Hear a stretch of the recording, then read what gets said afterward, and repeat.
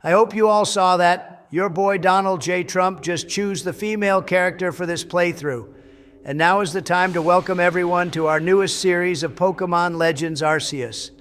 Of course, I'm the one who's going to be playing it, so remember to like the video and subscribe and join our channel as a member if you want early access to our videos. Yeah, we'll be making our way through the ancient Sinnoh region known before as Hisui. A beautiful name for a beautiful region for a beautiful game. We hope you all enjoy this one, and please start leaving comments below now on what team members you'd like us to use and names for them as well. Jizzy Joe Biden is here in the first episode as well, guys. You know that means total chaos and abuse of Donald, because the fool fucking deserves it. Anyway, Arceus is here looking awesome and godly, and people seriously think that stupid Ultra Necrozma goon is stronger than this G? Absolutely not. And of course, I'm back as well for this new series, although I won't be playing it for the time being. I want you all to go check out the full movie of Pokemon Scarlet and Violet, though, which we uploaded a while ago. That was my first time playing Pokemon, and you will all want to see the amazing team we used for that game. This game is more important now, though, George. And right off the bat, the starters are staring us in the face. Of course, we have already chosen the one we'll be going with, but we won't reveal which one that is yet. Going forward, though, you guys feel free to choose the teams, and we may even switch them out now and then, too. Hey, I gotta say, Dawn do be looking sound as hell right now, boys. Also, this game is the first one in the series to be fully open world. I guess Sword and Shield kind of fit that narrative, but this one plays like Zelda does. In fact, they look pretty much the same, but still this game will be super fun to play and watch. Yeah, and I take it that this guy who woke us up is the professor of this game. Maybe he's somehow related to Professor Rowan or some other guy from the modern era games. Either way, he looks like a gnome who's much taller. The starters in these games are definitely one of the best ones out there too, aren't they, guys? The ones in Legends Z to A are still getting a lot of heat since two of them are from Johto. Of course, you can expect us to play that game when it comes out, and we'll be choosing Chikorita. What I want to know is why Donald decided to name our character Dawn. I get she's from the anime, but other than that, you could have chosen something more original, you know, bro. This name is kind of lame and boring, to be honest. Look who's talking with a name like yours, George. I named her Dawn, though, because she's my favorite character from the anime, and she's a solid 10 as well. Plus, her name and mine both begin with D, and I'm the most important person in this series, and basically on this channel as well, so yeah, that's why, George. Instead of going on about how great you are, how about we get a move on and help the professor catch those Pokemon which keep running away from him? He's not exactly the best professor, is he, if he can't even control these babies? This is basically the tutorial of this game, though, so pay attention, Donald, as we may have new people watching us. Well, that doesn't matter, does it? This isn't a walkthrough of the game, Barry. This is me going through the Hisui region and showing off how great I am as a Pokemon trainer. Of course, everyone knows I'm the best anyway, but just to be sure, this series will prove it once and for all. The graphics in this game remind me of like some watercolor artwork or something. It may not be the best, but it sure has its own unique style of sorts, which makes it feel very magical and mystical, which I think is the point of everything. I can't explain it very well, but I'm sure someone knows what I mean. Hey, the professor is finally giving us the rundown on the starter Pokemon now, Donald. So pay attention. These guys aren't even supposed to be in Hisui, so I think someone may have brought them from the other regions. Although saying that, I wonder how far back in time Arceus took us as well. We're definitely a few thousand years back, aren't we? That much has to be obvious since there's literally no buildings or anything else here that has been built yet. There's just lush forests and meadows everywhere, but that weird storm over Mount Coronet is sure very sus.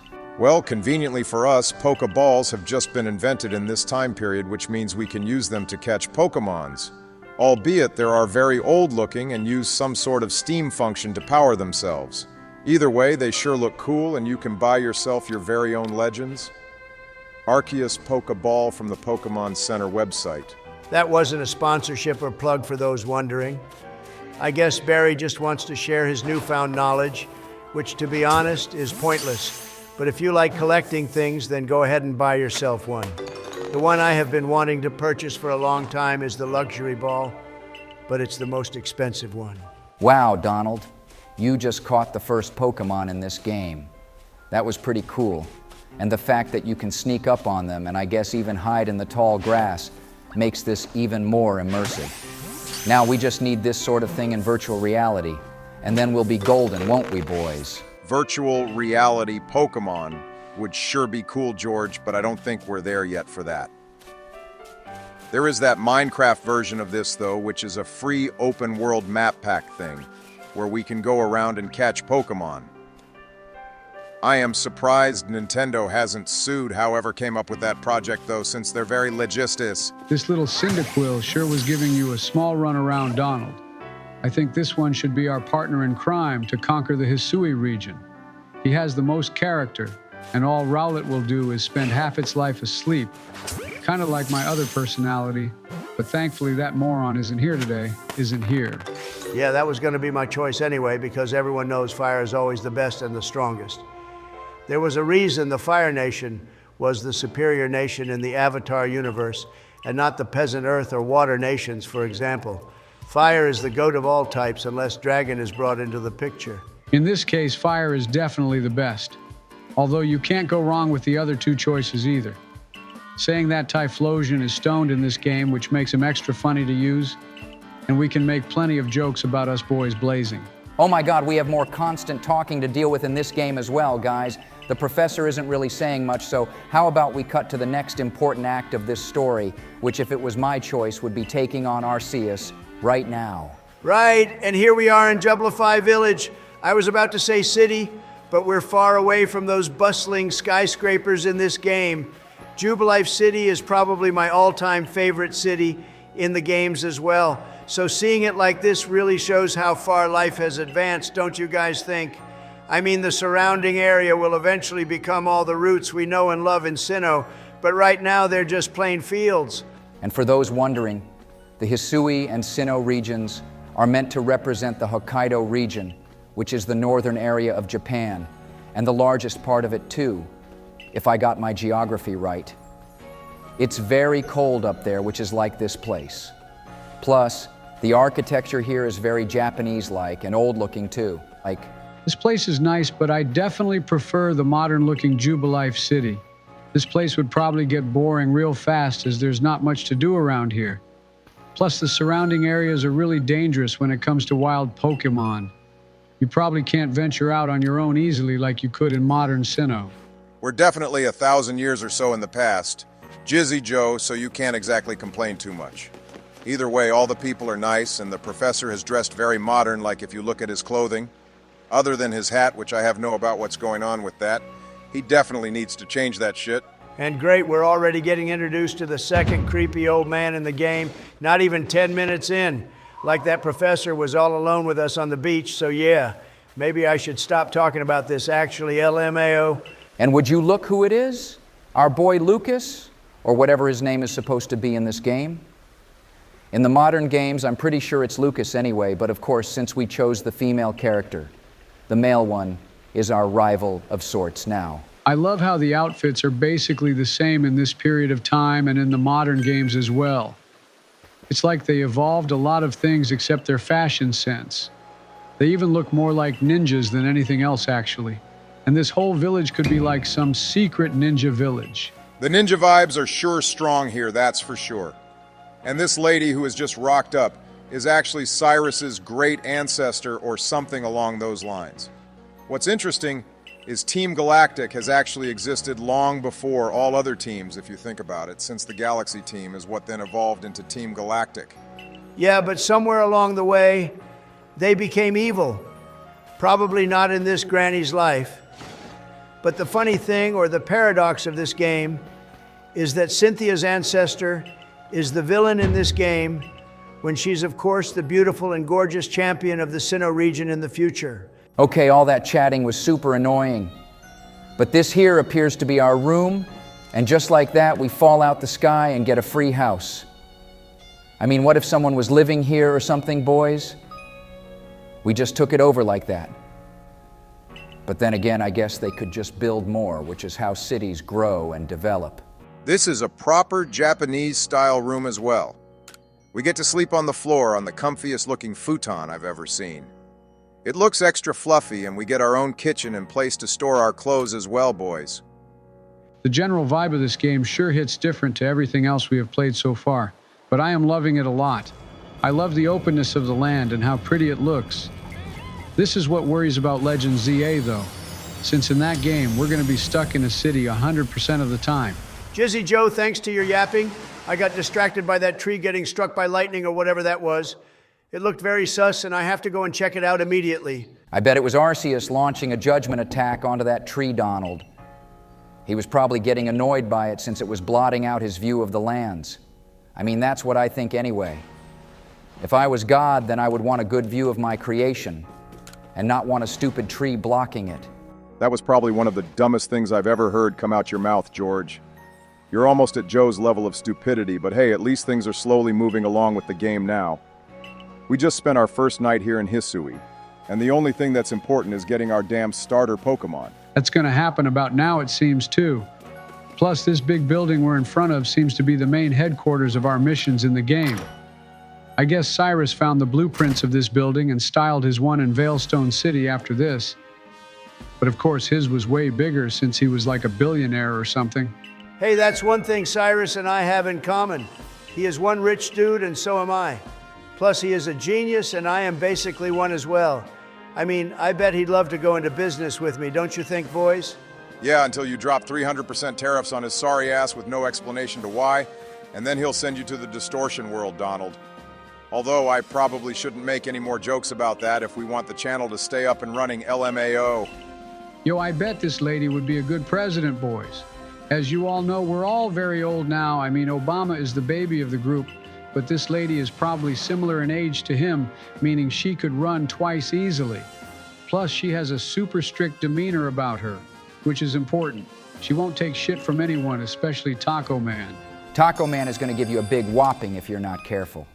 Even though you're Jizzy Joe and way cooler than him, he is still the acting president currently, dude. Also, Donald has been in Hisui for less than a day, and he's already cozied up to everyone already. Both of you shut the hell up and check out the most important part of the game, which is about to start. The ultimate choosing of the Pokémon to carry us in this game. And of course, I would be choosing the fire type. You can never go wrong with fire unless it's like Tepig, maybe. You're only abusing poor Tepig because Embor is skinnier than your fat-ass Donald. Anyway, I agree with your point about fire. And I would like to remind everyone to smash the like and subscribe buttons so we all know how much you want to see part 2. This journey is sure going to be a wild one, boys. And we got ourselves more Pokeballs as well.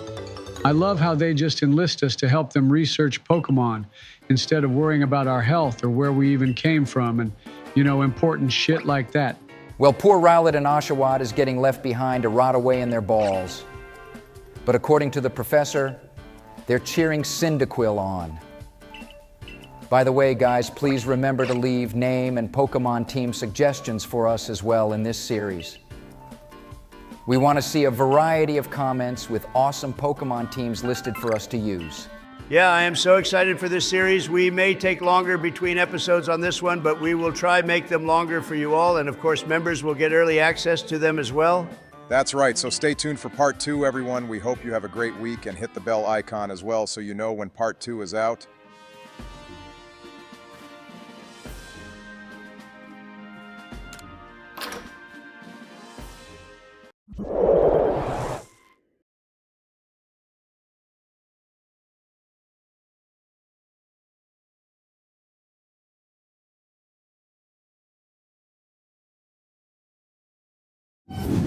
Yo, look who's back. Joe Biden is here in the Hisui region, and today I have no idea what we're doing. But remember to like the video and subscribe, guys. I love you all so much. Oh great, the idiot is back. And the only useful thing you said was to tell everyone to like the video and subscribe. Anyway, you better all go do that. Otherwise Donald might nuke the world or the moon or the stock markets, depending on how he's feeling every time he wakes up. Don't worry, Barry, I'm not even real. I'm an AI voice generated by the Lord Almighty Discoml. By the way, we love the reception the first video got, so we want to keep that momentum up for the rest of the series. And look who it is right off the bat. Now I will pretend I have no idea who this guy is, to build up effect for later on. when it turns out he's actually the evil guy in the game. And on top of that, he's also Cynthia's ancestor, and he has the same eyes as her too. No one has prettier eyes than me, to be honest, Bush. Now all of you watch this battle be a big W for yours truly. I'm gonna slam this guy into oblivion, or I should say, the distortion world, since he has a Giratina in his pocket, LMAO. Our man here has a Togepi as well. Now this little fella has a bunch of lore when it comes to our videos. Like back in our first ever series on this channel, Donald went and released a fully evolved one for no reason, just because he hates it. Plus, Cynthia has one of these too. Oh boy, don't remind me of that whole ordeal, Barry. That was back when we used 11 labs, but then they nuked our voices for some reason. Anyway, here we are in a new life, and I think we won't be using this Pokemon anyway, which should make Donald happy. That was before my time. But it sounds like Donnie was a big diva back then when it came to Pokemon choices. However, saying that nothing has really changed, has it? But he still beat Volo in our first official battle of the new series. I mean, I don't know why you're surprised by this, George. Of course I was gonna win against that ridiculous egg Pokemon thing. I mean, calling Togepi a Pokemon is a stretch, but saying that Misty had one, so that's the only W it has going for it. Right, we're about to venture out for the first time, boys. And unlike the other games, we can't just go wherever we want, because Pokemon in this game are considered evil and scary. And people here don't really know much about them either. Nah, the real reason is they're just a bunch of pussies, and that's all there is to it. You gotta be a real G like us and just go out into the wild and take everything on with our bare hands. And they call themselves the Galactic Squad. What a joke. This is the professor. Though remember Joe, and I guess he's just being extra cautious with everything. Although we're like 10 and they're sending us out all alone, so yeah, who knows? By the way, we need to ask the viewers the question for this video, boys. The question I want to know is, what thing about this game do you like the best and also the worst? And I guess that's two questions instead of one, actually. But anyway, go leave your comments to those down below. We're very interested in seeing what you all think about the first Legends game in the series. Right, so now, like in every Pokemon game in the beginning, we get to have a Pokemon catching tutorial. And like Sinnoh, the first Pokemon we catch is gonna be Bidoof. This Pokemon is a meme, let's be honest, boys. But we all love it. And usually we bitch and moan about this, but in this game, since the catching mechanics have been completely changed, we have to pay attention, even though we already had a catching lesson from the professor when we fell from the sky. So this is in fact pointless. This difference between this and that, though, Joe, is that we get a deeper dive into how some Pokemon react differently and will actually force us into battles to weaken them first. But yeah, your point still stands that me being a pro Pokemon player can basically do anything. Well, Donald, I didn't mean it like that with you. I recommend everyone go check out the Pokemon Black Nuzlocke Donald did, which he only beat, by the way, with sheer luck, finding a Giratina in the wild, and it basically carried him to victory. Without that, he would have so lost. Oh boy, I have so got to check that out. Maybe I can watch it all in between this feud Donald has been having with this South African fellow whose name I can't remember. I never liked him to begin with, to be honest. And I am an AI. Yeah, true, man, all that is hilarious. I bet popcorn sales are going up because of this LMAO. I would love some right now, actually, whilst watching him play this game, because the pacing can be quite slow at times, don't you guys think? The pacing can be slow, yeah, but I think the features in the game make up for it. Like how I just went into first-person mode to catch the Pokemon, but having that as an option, like in Grand Theft Auto, would be so cool. And maybe we can see that in a future Pokemon game one day. Right, so now we have a Bidoof and a Starly on the team. Boys, the final Pokemon coming up should be Shinx, and talking of Shinx, we received so many comments in episode 1 for what Pokemon we should use, and a lot of people want us to have a Shinx on the team. Donald, so make that happen. Shinx is super cool, and shiny Luxray is all gold and black looking, which makes it look even better. But everyone always uses that Pokemon in the Sinnoh game, so don't you think it's a little overrated or something, Joe? I mean, I would use, but I know lots of people get bored of it a lot. Well, let's give it one more episode before we make our final decision on this. And that goes for the names of the Pokemon as well, boys. I want to leave most of that with the viewers, but after episode 3, we will start picking names from people who comment. Look, Donald, I hope you were paying attention to all those instructions which you rapidly spammed your way through. This catching tutorial involves a battle, and your ego is so big lately that it's probably blinding your fat ass from what to do. Nothing new there, though, is there, Barry. He will probably make it through this one easily like the others, though, so for now it doesn't matter. Something I do want to know, though, is why some Hisui Pokemon suddenly disappeared with no explanation. Also, the fact that this land looks completely different to Sinnoh. This land looks exactly like Sinnoh. You demented dumb Pineapple Joe. You got to open those old fossil eyes of yours and actually look at the map for more than 3 seconds, and you will see how similar they are. Plus, rocks change and form differently over the years, don't they? I remember my grade 3 science classes. Yeah, can't believe I will say this, but I agree with Donald on this one. Joe, you fool. And it's also your fault for being a dumbass that I have to agree with him as well. Either way, the maps are very similar, and it only looks different because we don't have huge towns or cities in the routes. If you remember the Arceus and Jewel of Life movie, Sinnoh looked very different in the ancient times compared to modern day. Yeah, but was that before or after Arceus literally nuked the entire valley to shit with his judgment attack? I mean, he gave that fellow the jewel, which was his power, and it created actual life just like that, which goes to show how powerful Arceus actually is. I mean, he is God, of course. If your rant is over, Joe, then we are back in the village all safe and sound, and we need to report to the commander lady on our success. It's great and all that we made it this far, but I am still concerned that we have no way to go back home yet. Who cares about going back home, Obama, when we can set the rules here and become lord of this place? Especially when we have all the gods on our team. I mean, we will literally be the most OP thing in existence.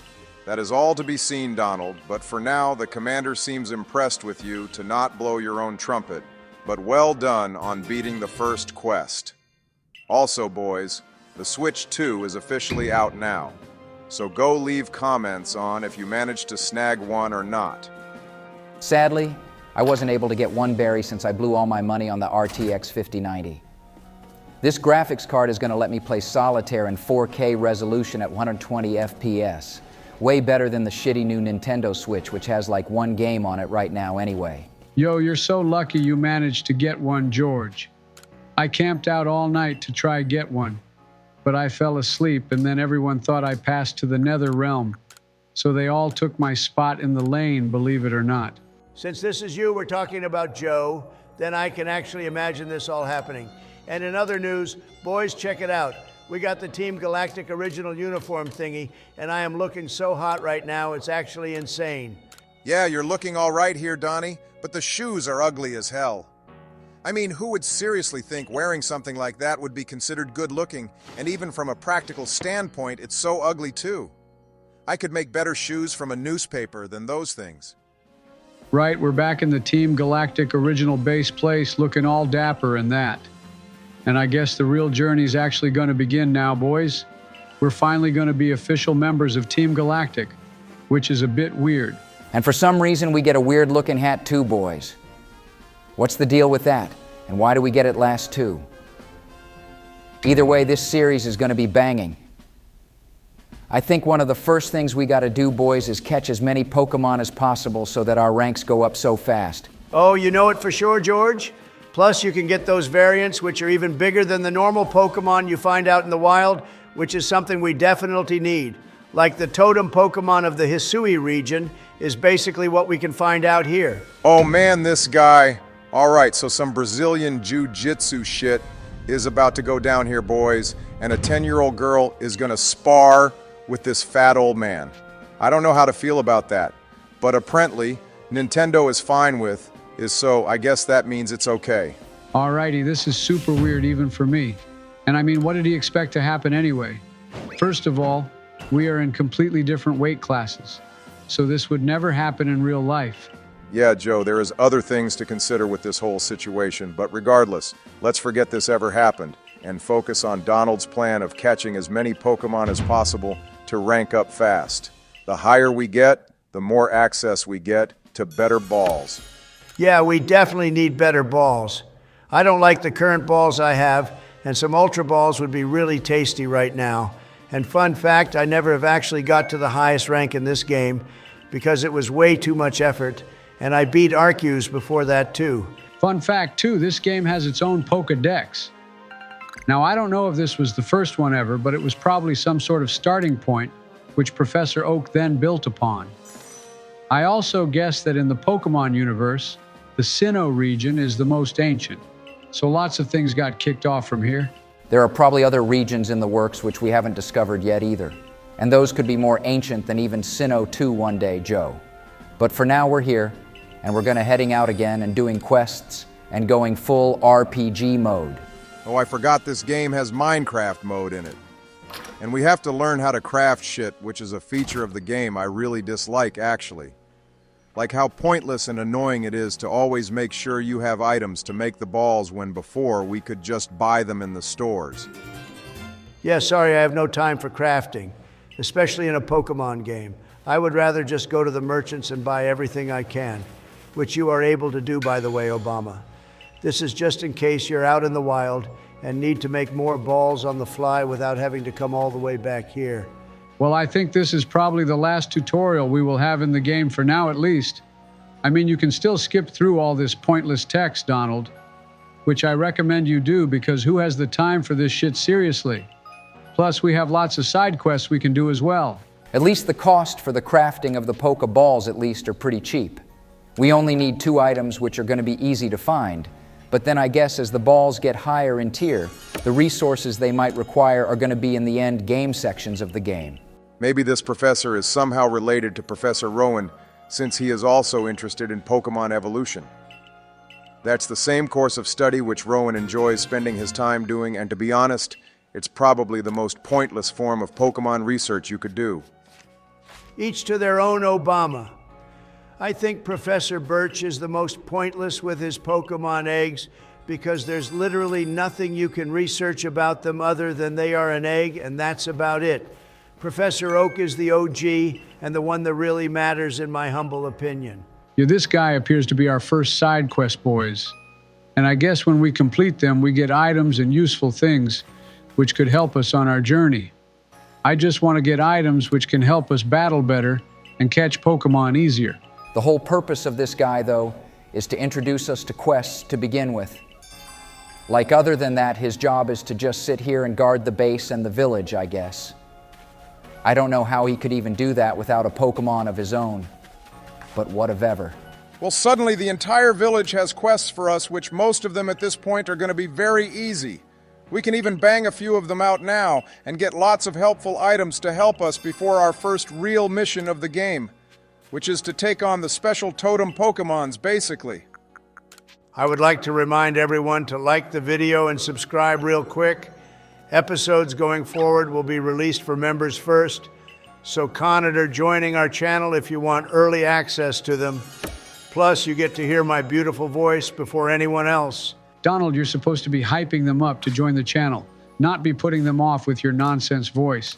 That is absolutely not going to help people become members, but hey, at least the content is pretty good. This content is legendary, and you're all going to love episode 3, so stay tuned, everyone, and have a great week. We hope to get it out for you all very soon.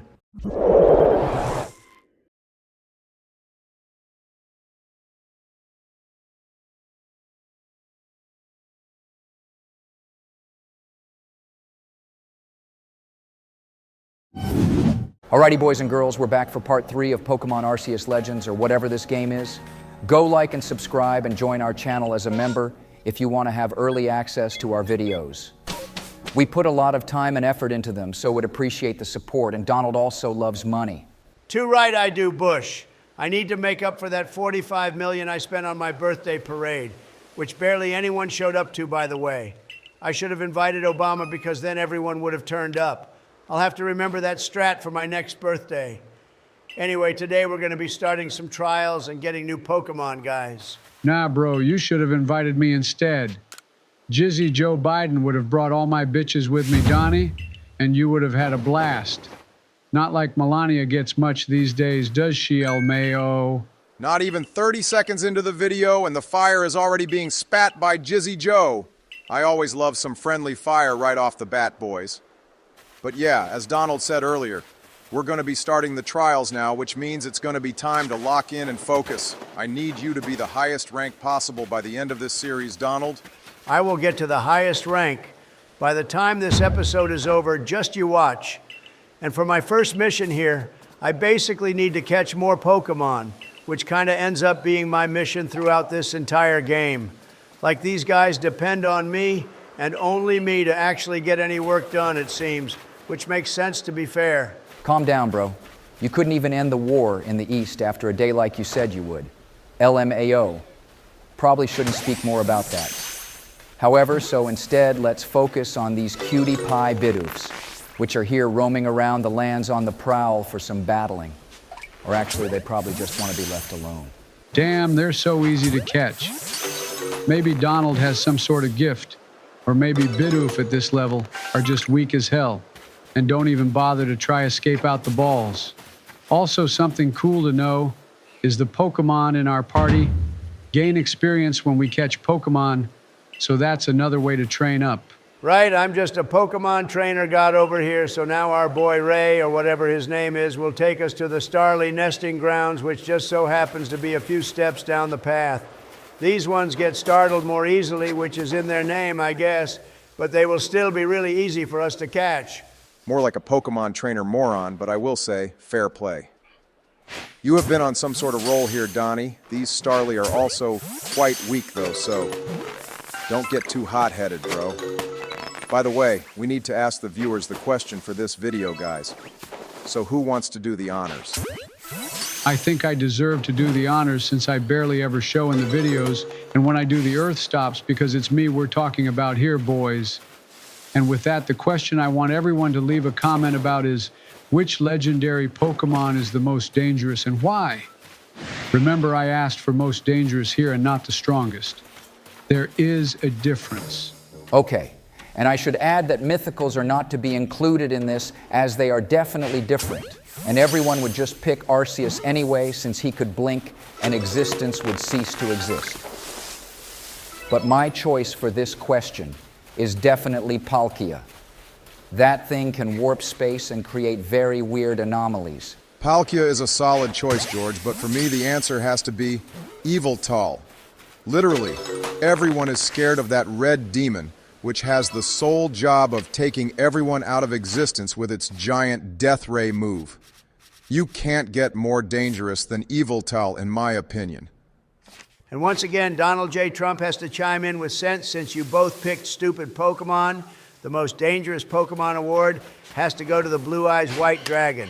It's got like 4,000 attack and defense points. Wrong fucking game, you dumbass. But yeah, Blue Eyes is still goated and you can't go wrong with that choice. Anyway, make sure to leave comments on what you all think the best choice is for this question, and then we will shout out the one who gets the most likes in the next episode. And back to the game here. Donald has been roaming around Hisui here himself, catching tons of Pokemon, without much issues it appears. These Wurmple are also super weak though, so no surprise they're so easy to catch. The higher the rank we get though, the more Pokemon we will be able to access. Yeah, that's right. And then we have the totem ones as well. But I don't think we can use them on our team right off the bat. Like Cleavor or whatever the first one's name is. I only remember that one because I Googled the order. They go in since I have lots of free time these days. The funny thing is the Pokemon in this game are basically very similar to the ones we see in Pokemon Horizons, the anime. Like Cleavor shows up in that as well as a bunch of other legendary Pokemon. But I can't say more if anyone hasn't seen the new episodes in Japanese yet. Yo boys, a Buizel is here trying to wipe us out now. This little orange dude is patrolling the beach area here, and he's big mad. Remember, though, we gotta try catch him, Donald, and you have Shinx, too, which is an electric-type Pokemon, so some good electrocution never fails against water types. Pretty sure a lot of that sort of thing happened in CIA black sites. But to stop that from happening to us, maybe another topic change is due LMAO. In other news, you did well in that battle, Donald.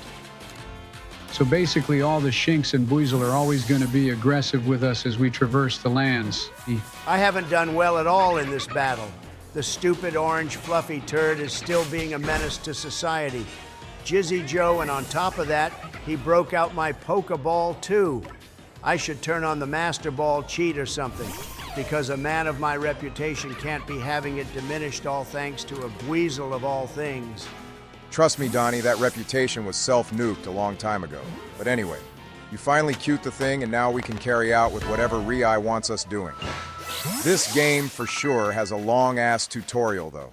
Like, the first 3 episodes have basically been tutorials and nothing more. Like, we have been playing Pokemon before it even existed, so we don't need to know this shizzle again and again. I will pretend I didn't hear you saying my reputation was self-inflicted, but your boy here is running low on balls now, which isn't so great. And there isn't any crafting tables near me either, so I have no idea how to get more. Luckily, though, I am quite rich, so can just buy some from that man acting like a Pokemart. Wow, and speak of the Devil Boys, we just got a crafting kit. Now with this item, we can craft anything we need by finding items out in the world, which is very similar to certain other games. I feel like Pokemon had to add this feature in to make people play the game more, so they have to grind up things instead of just buying them right off the bat. Talking about playing the game more as well, Donald, to actually fight Arceus, you're going to need to get a Spirittomb, which is an absolute bitch to catch in this game. You have to go around and find his 108 Spirit Orb thingies, and then he'll appear somewhere. Or we can just get a viewer to send us one if you're feeling lazy. Yeah, seriously, I cannot be asked to go around looking for those purple orbs in the game. Some of them are in the most cursed places as well. And like your boy here has better things to do with my time, like host military parades or lavish super expensive parties, LMAO. But for real, if anyone has a spare Spirittomb, then let us know below. I'm surprised you haven't mentioned using your Russian contacts to get it, Donnie, wink wink. Either way, I bet a viewer would love to donate a Spirittomb to you when we get to that point in the game. And if they do, they better give it a ridiculous funny name as well. Right, so at this point in the game, the professor here is talking to us about the ranking system. Now, if you ask me, we have a long way to go before we hit the final one, and I doubt we'll even get there by the end of this series, because this whole thing revolves around us catching the same Pokemon again and again. Okay, seriously, I don't have the time for this shit if that's going to be the case. I don't care about reaching the final ultimate status if the route takes like 1 billion years. I'm almost 80 years old and have better things to do with my time instead of catching a 100 Bidoofs in a row for a virtual sticker. Yeah, but you know you want all that clout, bro. I mean, I could make a gold chain out of all the rank stars we get, which would make me look ever cooler. And that could be the album cover for my diss track when it drops next year. Hang on back up, Joe. What diss track and who are you dissing? Why are we only hearing about this now instead of, I don't know, when you started recording it? Yeah, and it better not be a diss track towards me either. Otherwise, I'm sending you to the gulags. And not the ones in Siberia, but the ones I have built in the Amazon rainforest. You can get sent there and find the lost city of gold and not come back till you do. Jizzy Joe would probably go there, find it, and then melt all the gold down into gold chains for his already very gold neck. And then you'd never see him again, Donnie. Probably for a W for Joe, to be honest. You know what? I literally don't care and also want you all to shut the hell up so I can catch this Buizel this time without almost losing my entire team to it. And by the way, boys, we're going to be ditching Shinx eventually for an Electivire because it's just way better than Luxray, and shiny Electivire is the most cracked thing ever. You just got jet rammed by that Buizel Donald. So much for a pro Pokemon trainer LMAO. That guy came flying at you faster than a quick attack fused with a thunderbolt. The thing is, some Pokemon will need the faster to throw balls than the standard ones. I'm pretty sure this game introduced some new ones, and we'll need to get them ASAP. My favorite one is that air or wind ball variant, which just flies so fast when you throw them, but it'll be a while till we do. We are nowhere near unlocking those yet, though Obama, unless Donald hacks them in, which would seem likely to be honest. Either way, when we do get those balls, then we'll be good for the rest of the game. I just want to see some of those giant-sized Pokemons that are lurking about the area in the other sections. Goddamn, sneaking up to these Shinx are so difficult. It's like they have nuclear submarine-level radar systems in them, and they just hear me coming from a mile away and then start chasing me. I guess those big ears of theirs do have their uses, other than making them look so cute and adorable. Okay, Donald, the whole point of this episode has now become you trying to level up your rank and get the first star. We could just cut the Pokemon catching out, as it can be quite tedious at times, but I don't mind finishing my sewing whilst you're doing this. I have new records to sing and songs to write, though, Barry. Some of us here have actual work to do, unlike you, who is just spending your retirement on doing pointless crap, which doesn't help anyone at all except yourself. He's probably sewing a new hat for Michael for winter LMAO. I hear it gets quite cold now where he is, especially for himself since he's bald and will never have hair as gorgeous or silky as mine, and I'm way older than him too. Goes to show my genetics are just so cracked. I'd rather have no hair than have whatever it is you have on your fat-ass head, Donnie. Calling that hair is stretching it first of all, too. Anyway, looks like the professor is finally satisfied that we've met the conditions for ranking up, boys, which only took like 10 centuries to attain. And we still have like 9 more to go. And now back in Jubilife Village is where shit will really starts to begin. We need to make sure we rank up, and then by the time the next episode starts, our team needs to be way stronger, Donnie. Which means you're gonna have to do your special sort of training. I want Cyndaquil close to evolving. Well, the Commander-in-Chief here has to approve my findings first. I can't believe she is the leader, and also that Team Galactic started like this too.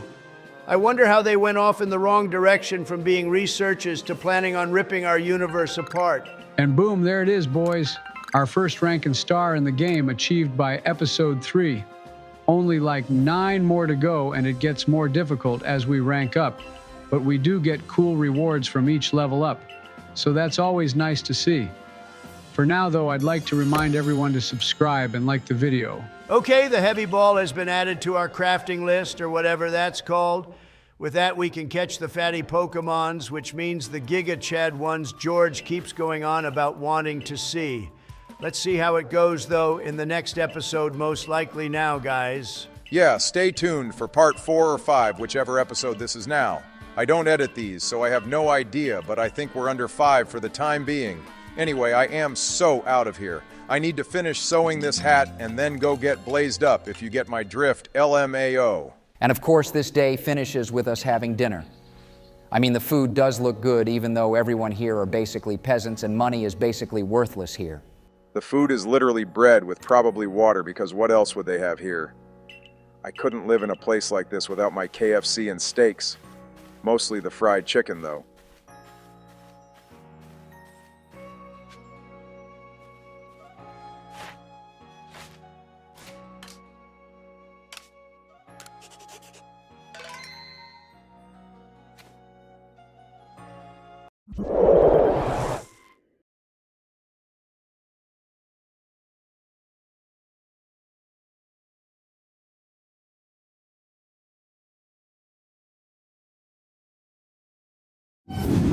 Alrighty, boys and girls, go hit the like and subscribe buttons for part 4 here of our Legends Arceus playthrough.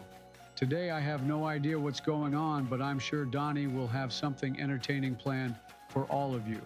That's right, today, some real big boy stuff is going to be happening, Joe, so time for you to vacate the premises.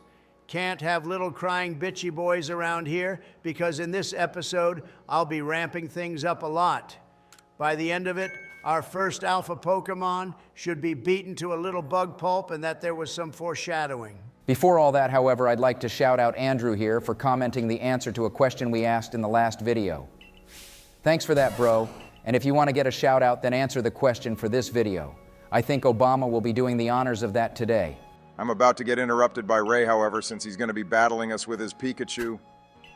This should be an easy battle, Donald, so please don't mess it up. And whilst you're doing that, I'd like everyone to comment what their favorite anime episode in the series is and why. There are so many to choose from, so we'd like to know your favorites. Okay, shit is really ramping up now. This is probably another tutorial though, so better pay attention before you just skip all the dialogue and then wonder what you're doing wrong later down the line, which would result in us 3 getting the brunt of your abuse. The stupid Joy-Con is drifting so bad, man. Like, look, the character of Dawn keeps glitching out to the right, even though I'm not even touching the controller. It's like she's possessed by an evil spirit or something, Well, if you think about it, this probably won't ever get resolved, so yeah, better get used to it. Also, I'd like to apologize for the delay in this episode coming out. We had issues with one of the voice software we use, which is why our voices now may sound a little different. We hope you all don't mind, though. I actually think you two sound kinda awesome. And potentially better even. Can't speak for myself though, which is ironic, as I am the one currently talking. However, as long as the viewers enjoy our content and don't mind small delays, then I think we should be good. Also, this series has been super fun for us to record and enjoy. Well, you also sound pretty good, Barry. I sound a little different too, but I doubt anyone would have noticed unless I said anything.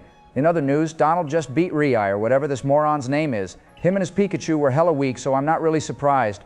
Of course they'd use a Pikachu, though, because it's the main staple of the Pokemon series. Even though the yellow little mouse got absolutely clapped. Oh, and by the way, Donnie, some of our viewers want you to use shiny Pokemon, so you could, get in touch with those Russian contacts if you want to soup our team up. And now this red-haired lady rocks up out of nowhere. She seems to be talking about battles, though, which means she's probably the master of battling in the town. Something that interests me, though, is that so many people in the village are still scared of Pokemon, but then you get people like this here, which makes no sense. There's no balance here. Obama be getting very passionate over here like he's at some presidential rally from back in the day. Anyway, he has a point. Some of the villagers are just weaklings, and to be honest, if I was the leader of this village, I'd kick them out and send them out in the wild to man up. Of course, that would include children too, because can't have any of those chickens in my domain. Okay, so that conversation went on for way longer than it should have. But anyway, since we've proven ourselves to be the superior goated trainer in this peasant village, they've let us move on to the next section of the Hisui region, where we'll find stronger Pokemon. There's also this new person here. She's colored in the same style outfit as Dialga wears, which makes me conclude that she has something to do with him. Maybe she worships him or something. And then I bet there'll be people who do the same for Palkia as well. Isn't George such the little genius? Anyway, this new area will have new Pokemon for me to catch, and also we'll get a shit ton of experience here as well. Most likely, I think I can get up another rank as well by the time this section has been completed and take on our first Alpha Pokemon too, or whatever they're called. You guys have been banging on about them, and they basically are totem Pokemon. Let's be honest. Pretty much, yeah, they are Donald. But before all that, it looks like this chick wants to see what you're all about. So she's going to be battling us with her Munchlax. I wonder if finding a Munchlax in this time period is easier than in modern-day Sinnoh, because I bet these people have more time on their hands to sit and wait under honey trees. Hell yeah, they sure do have way more time on their hands, Barry. I mean, look at the place they live in. It's a literal wasteland. Fallout 4 has more going on in it than this place does. I bet they put that honey all over the trees and then pass out under them, waiting to hear the slurping of the Munchlax eating its honey. Alrighty, boys, this battle isn't going as I planned it to. Cyndaquil has already been taken out for no reason whatsoever, and now I have to use our backup Pokemon, which are only in my party right now because I haven't been bothered to switch them out. So much for the Ultimate Pokemon Pro showing us how it's meant to be done. Sometimes, Donald, you do like to fail miserably, don't you? And this can be a perfect example of that. You should also probably do a ton of training after this battle if you lost to this Munchlax. It is a foreshadow of how strong the Pokemon up ahead are going to be. He got lucky, got the paralysis on it though. Thank God, that should seriously slow it down. Not that it's exactly the fastest Pokemon right now. Is it? Saying that it can for sure hit hard when it wants to. Yeah, well, I got lucky in this battle, to be fair. See, boys, I can be humble when it's required. The pro Pokemon player is still about here, and I am a champion multiple times at that. I think I actually hold more champion titles than even Joe does at this point. Bush still has only one for the time being, too.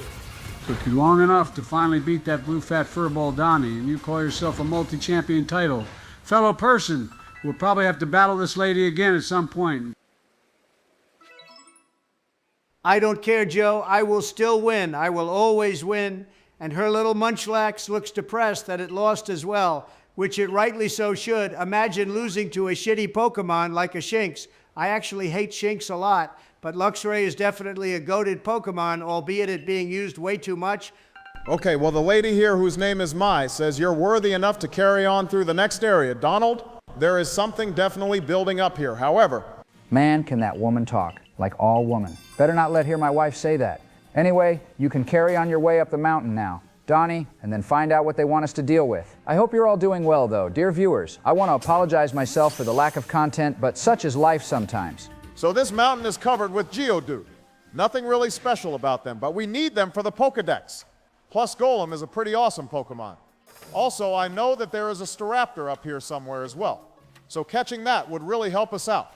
Yeah, Golem is awesome, but the best rock-type Pokemon is our Rhyperior. As we all know, the Pokemon is orange, like me, so that's one of the main reasons why I like it so much. However, its shiny form is just garbage, like it goes all yellow, kind of like my hair, but worse. Donnie is in full stealth mode right now, skulking about in the shadows, trying to ambush the poor Geodude who are just minding their own business. By the way, a cool Pokemon fact lore I want to know is how long do you guys think each Pokemon lives for? I know legendaries and mythicals are basically immortal, but how about Pokemon like Geodude? Geodude can basically live forever too, if you think about it.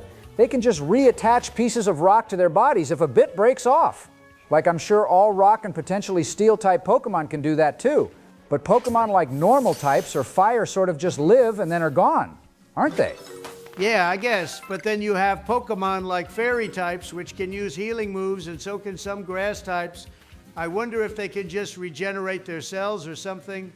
Fairy types and dragon types can probably live the longest, especially dragon. They're known to be mythical and legendary type of creatures. And of course, most legendary Pokemon are dragon types because they're the coolest. I feel bad for some of the mythicals though. Like they probably have friends with normal Pokemon, but then of course those normal ones can't live forever, so they probably have to have said goodbye a lot to them. All right, well that's a depressing thought. In other news, you've made it to the peak of this mountain, Donnie, which means the Alpha Pokemon battle is coming up. I really think you need to do some training though, because our team is quite underleveled here, and we might get clapped. Wow. So the professor actually made his fat ass way to the mountain. He ran here with full speed and probably lost some pounds too. LMAO. He does, interestingly enough, have a camera with him, which is interesting to see. Normally you wouldn't see things like that so far back in the ancient period, which makes me wonder where we are in history. George is for sure getting very passionate about everything lately, isn't he? Maybe one of us should tune his voice down a little. But he's right. The professor came here to witness us take on an alpha Pokemon with a goddamn camera. Wow. And the Pokemon of choice is a Kricketune. Not exactly the first Pokemon which came to mind as being an alpha. Normally this Pokemon is like the first one we see in Pokemon Diamond and Pearl and Platinum, in the first route of the game. Okay, well, be that as it may, that alpha is still an alpha, and my current team isn't strong enough to beat it. So I'm gonna make a cut and come back with some new Pokemon, and hopefully an evolution as well. I can't be bothered to do training in front of you all, as I have a bunch of court cases to deal with as well. LMAO. Not sure if that's something to be laughing about, but at least you listened to me regarding the training. And we're back right away, which to all of you was a few seconds, but to us was like 3 days, as we had some things to deal with. And would you look at that, Donald now has a Quilava on the team. Quilava is for sure a cutie pie, and I have always been super pissed off at the fact that we never got to see Ash use a Typhlosion. I feel like all the Johto Pokemon got sidelined so bad in the anime compared to starter Pokemon from the other regions. Right. I see the Joy-Con drift is still bothering you, Donnie. Time to get a new one, I think. But until then, beating this bug type with our fire moves should be as easy as pie, which is something I would love to eat right now. Oh yeah, we have slammed this bug and got the burn on it as well. You got a level 19, which may be a bit overkill, but then again, the Pokemon after this one will be tougher and probably give you way more of a challenge. That was super easy, but I won't get too ahead of myself. You're right, Obama. One of the few times you've been right about anything in this series so far. But the best part is coming up now with the awesome Pokemon known as Wyrdeer. I love this Pokemon so much, and it was so great they gave Stantler something more. Yeah, that Pokemon is for sure. Majestic looking, and I love the color scheme he has as well. Plus, it does give off legendary vibes in a way. Shame we can't use it in battle, or maybe we can, and I just have no idea what I'm talking about. This Pokemon watched our battle against the Alpha Pokemon, which I think shouldn't exist normally. My theory is they have started out as normal Pokemon, but because of the time warp, the normal Pokemon have somehow mutated, probably because Arceus got bored. Maybe He's become fond of you, though, Donald, which is nice to see, and also very rare for you. Plus, we get to ride on this thing's back with a special flute, which will be given to us shortly. I think for now, though, our main goal is to get our next rank, or at least some points for beating the alpha Pokemon. Beating an alpha Pokemon surely should deserve like 3 rank points to be gained. No one else has ever done this, so I deserve all the love and praise from you peasants.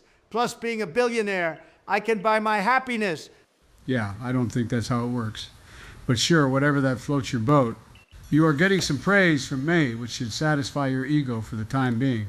However, but I know it won't last long since this is you we're talking about. All Ree here is happy about is our progress with completing the Pokédex. But something I am curious about is how they know when it is actually complete to begin with. Like they don't even know all the Pokemon which exist, so the Pokédex can never actually be completed. Let's be honest. I think thoughts like that are way too deep for our minds, Donald, especially yours. I would like to remind everyone to hit the like and subscribe buttons, though, so you can help our channel out and know when the next episode is out. Yeah, please go that for us, guys, and sorry again for the slow videos. Hopefully we can speed things up for you with Part 5, which we're working on already. By the time you all see this video, hopefully we can access the next area in Part 5 as well and take on the first legendary Pokemon of the game, which is Cleavor. A total of 8 new Pokemon have been caught here too. Pretty cool, and should definitely help us with getting to the next rank, which should make Donald happy. Something I can do off screen is catch more Pokemon if you like though, bro, which would save you a lot of time.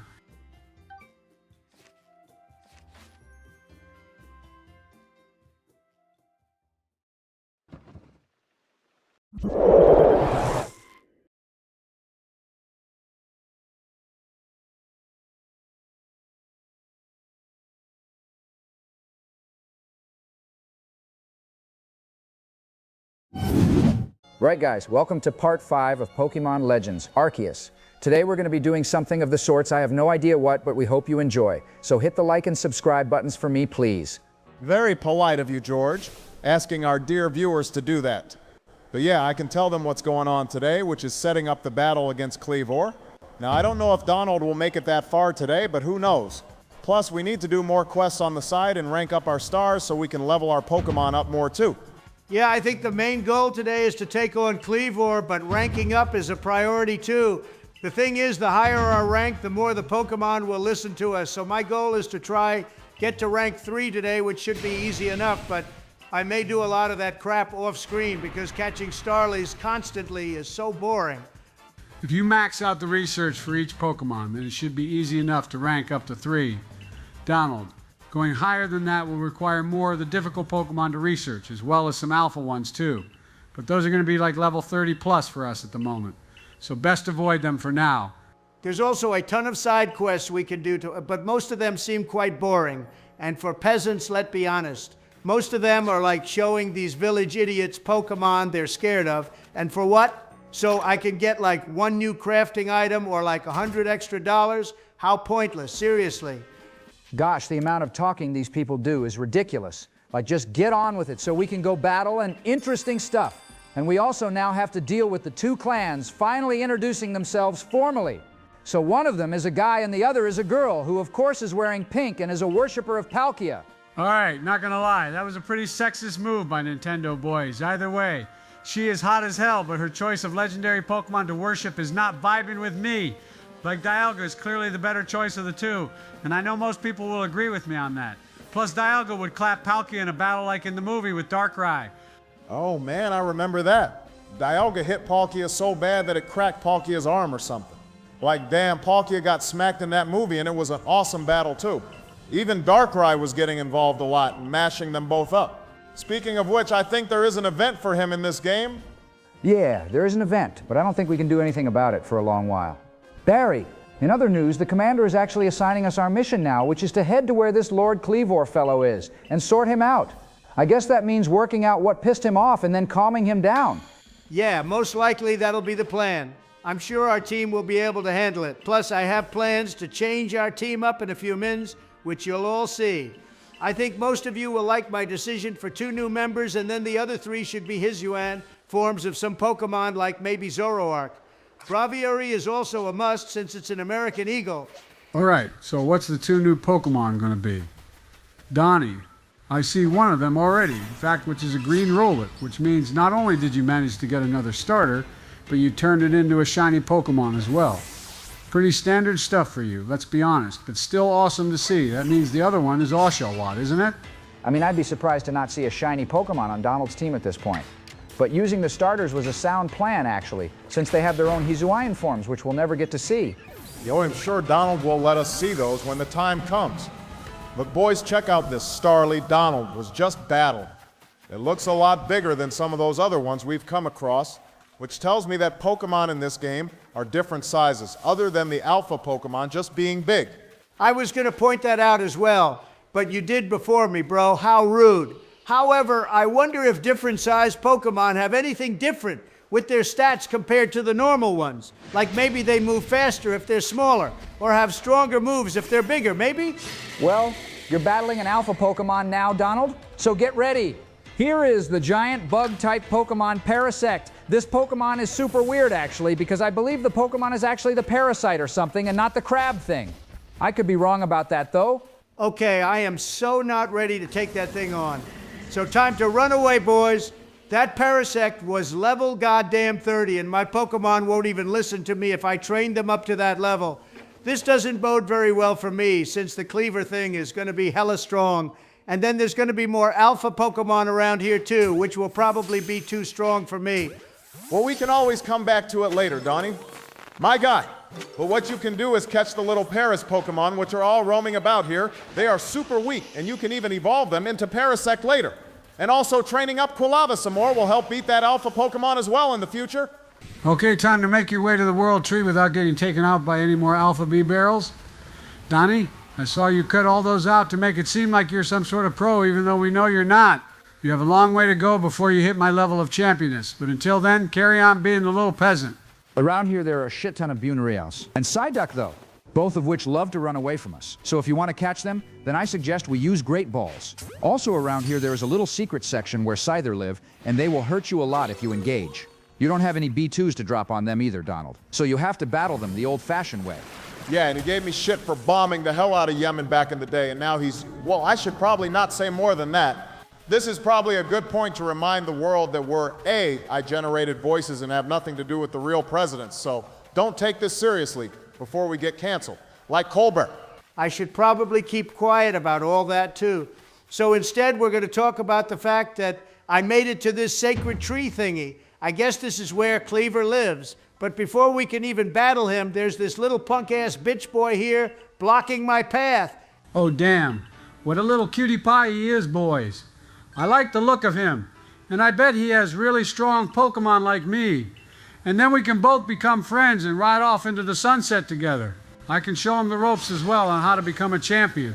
Oh dear God, Creepy Joe is back at it again, guys. Probably time to bring out the restraining order again. He hasn't said anything like that since we played Pokemon Heart Gold and Joe started getting all excited about getting all those boys' phone numbers. Like he was some sort of Catholic scout leader, man-child or something. How about we talk about the fact that this little kid has a Dragon-type Pokemon already somehow? I mean, it is Goomy, which is the weakest Dragon type of them all. But still, this kid doesn't deserve to use this Pokemon. I bet he's made Donald big mad as well because he hasn't got a Dragon type yet. To be fair to Donald, he did wreck the little boy, which means he's probably crying in tears now. But it's okay, because Uncle Joe is here to make those tears disappear with ice cream and cuddles. Joe, can you keep it in your pants for more than 3 seconds, please, dude? Otherwise, you'll be making a trip to that alligator place the news keeps banging on about for some reason. Talking about news, though, this kid got beat. His name is Lyanne, too, which no one bothered to mention. Not that it's important, really. And now the other hottie, Iridia, or whatever her name is, has rocked up as well. Apparently, Donald, you need to make some special herbal remedies for the Cleavor Pokemon to smell. And come check out. I guess he's either asleep or hiding right now, which is why we have to do all this nonsense. I think Cleavor just likes the smell of them, Joe, and it's more of an offering to it as well, since this Pokemon is treated like some sort of deity around these parts. I guess, either way, we don't have a choice. So instead of bitching about it, how about we get a move on? Yeah, old Bushy is right. But looks like we need to get the ingredients for those herbal thingies first, which means heading back to the base, boys. Also, by the time this video comes out, the world will know about the newest Mega Evolution being Mega Dragonite, which got revealed in the latest trailer for Pokemon Legends ZA. What do you all think about that? Since you brought it up, I'll talk about it first since I'm the most important person here. And I will say in short that Mega Dragonite looks like the most stupid thing ever. Dragonite itself is adorable and cute, but all they've done is stuck a pair of Dragonair wings on its head and then a pearl on its ass. Like seriously, how lazy could they have been with that shitty design? And we're all still waiting for our boy Flygon to get a mega evolution. I can't believe I'm going to say this, but I agree with Donnie on this one. Dragonite could have been given a way better design to make it look more intimidating, since normal Dragonite is always friendly and cute looking. And Donald was right about Flygon too. Still missing out on his Mega. I'd personally like to see Mega Dragapult as well, since he is another awesome Pokemon. The fact that Joe agrees with me goes to show how much my opinion is the truth, and anyone who disagrees is wrong. But anyway, go comment what you all think about Mega Dragonite in the comments. I know for a fact Obama likes it, and George is undecided for some reason which he should care to explain. Come to think of it, I mean, it looks cute, but also like the most lazy design ever, so that's why I can't make my mind up so far. I'm sure it'll grow on me in time, though. And for those asking, yes, we will be playing Pokemon Legends ZA, but none of us own a Switch 2 yet, so it might be a while before we do. Plus, bigger channels will play it, so no one will watch us anyway. Those negative vibes aren't allowed here, George, so get them out. Plus, time to end this episode for now, everyone. Sorry this one was shorter than normal.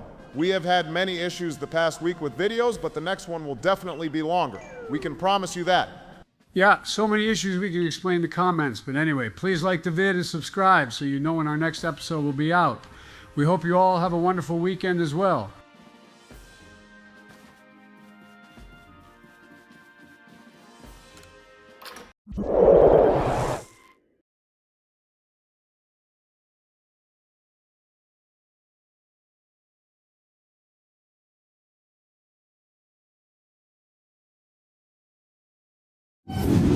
Right, boys and girls, welcome to part 6 of Pokemon Legends. Go hit the like and subscribe button and join our channel as a member or Patreon if you want to continue to support our work. Today I have no idea what Donald's planning, but it should be good either way. Currently, we're staring at a beautiful looking grassy meadow, so we're moving to a different location. The loading screens are for sure super pretty in this game, which I haven't seen in a long time. Also, since this is the start of the episode, I want everyone to go comment what they like best about this game and what they like the least. Ah, I see that we're here because of the white deer Pokemon. This is one of the best features, in my opinion, Obama, where we can ride on their backs.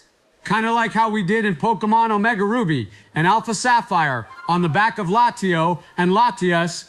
Yeah, it's definitely a solid feature, but to summon these Pokemon, we get this flute thing. Now, I don't know if you guys know me, but playing the goddamn flute is not something I attribute to being cool or special. I would rather play the drums. They are the best musical instrument.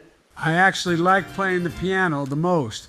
It's the best instrument, and my boy Mozart played it like a boss. The drums is for tiny little delinquents like you, Donald, who just want to break and smash things, kind of like our economy currently. Of course, someone as old as you would choose a peasant instrument like the piano, Joe, and Mozart is your so-called boy because he's just as old as you. In other news, though, we have the flute, which means I can ride this deer around the wildlands here in Sinnoh in super speed mode. No more getting jump scared by stupid Starlies. If you're both done yakking, we need to head to that Elder Tree place because Cleavor is on a mad one, ravaging the area and slicing down trees like no one's business. We need to make sure he's calmed down, and then you need to add him to our team. Donnie, we want the strongest Pokemon possible when it's time to take on Volo. Jesus, we really are making some fast progress here. Now, aren't we, boys? Thanks to Wyrdeer, we're moving at lightning pace towards the big tree. It's probably a super ancient tree as well, which is why Cleavor has made it. It's home. Yeah, and look, even whilst I'm running through the land, I'm still getting locked on by other Pokemon. There happens to be a lot of alpha Pokemon around here, which makes things difficult as it is, but thanks to Wyrdeer, we're making quick progress in avoiding them all. As you all saw from last time, they are way higher level than me right now, as hard as it is for me to admit that. Right, cut straight to the tree, I see. Since you didn't want to show everyone the team got wrecked by that Alpha B barrel, Donald. I saw what you did, bro, and I will blow the whistle on you to show everyone you're not as strong as you'd like to be perceived. Just for that, Joe, there will be a punishment for you. No more bowls of ice cream for 10 trillion years. And if you have some, I will glue you to the outside of the White House for everyone to stare at. But yeah, that Alpha B barrel is cracked, so I did a little training off screen to get the team leveled up some more because there was no way I could take on Cleavor if I lost to that beaver. Before you even do that, though, this Pearl Team person wants to see if you're worthy enough to take her on. It seems like everyone in this place doesn't think you're good enough or something. Donnie, and they all want to battle you. She did have a Glaceon, though, which is probably my favorite of the evolutions. Oh, cool. We have some new evolutions of our own, though, which is nice to see. A level 30 Dartrix might be a bit overkill, though, Donald, so maybe go steady on the training. I know you lose to basically all alpha Pokemon that we come across, but a challenge is still good, you know? It was a total wipeout, though, and that Glaceon is super effective against us, too, so keep that in mind, Joe. Plus, Donald needs all the help he can get since he's not the big tough guy trainer he likes to think he is. I did really well in my first playthrough of Pokemon Violet. Remember that even he gave me compliments for... Yeah, you did well, George. I can't deny that. Better that this buff on. Anyway, though, Irida here is beat, which means it's time to focus up, Donnie. The Cleavor battle is not going to be like your normal Pokemon battles. I believe we basically need to yeet a bunch of hack sacks at it first for some reason, instead of actually taking it on in a battle. Yeah, you lot are about to witness a legend in the making, boys. I'm going to be taking on a legendary Pokemon of sorts myself, like literally me charging in headfast throwing sacks at Cleavor, showing him who the real G is. Bit sad I'm doing it as a girl, but still I gotta show off that girls can be just as tough as guys. Gotta love the cutscenes in this game, though, right, guys? They're super smooth and just awesome to watch. Would be cool to see Cleavor in the other games, a special DLC or something, though. Either way, Donnie, this should be an awesome battle. The Lord of the Woods has appeared. What a dope name as well. I think us 4 names need names like that. Maybe the viewers can leave some comments for us, but please keep them PG rated, especially for Donald. So the story behind all this is that Cleavor has been juiced up by some unknown force, probably Arceus. And we have to throw those special sacks at him to calm him down and basically make him normal again. That's why battling has been not very effective. This is basically a dance, if you think about it, Donald. Something I know you hate, but in this case, if you miss your step, you'll get hit by Cleavor real hard. And this guy isn't messing about. He charges full on into you with those blades and swings them about as well. To be honest, it's lucky we don't get knocked out ourselves. I think I'm supposed to be sending out my Pokemon as well, though. It's not very clear, but I have infinite sacks to throw, so that's not an issue. And the health bar is definitely going down by a lot. It's just a case of hammering away at Cleavor until the guy has hit rock bottom. We got a lot more of these to do going forward, though. Remember, guys, so this can be like a warm-up. This is a pretty fun challenge and very different for Pokemon. It's like a raid battle, but with a trainer taking part instead of the Pokemon. Although raid battles have more than one Pokemon taking part, so this is more of a slaughter for Cleavor. The guy is hella strong, though.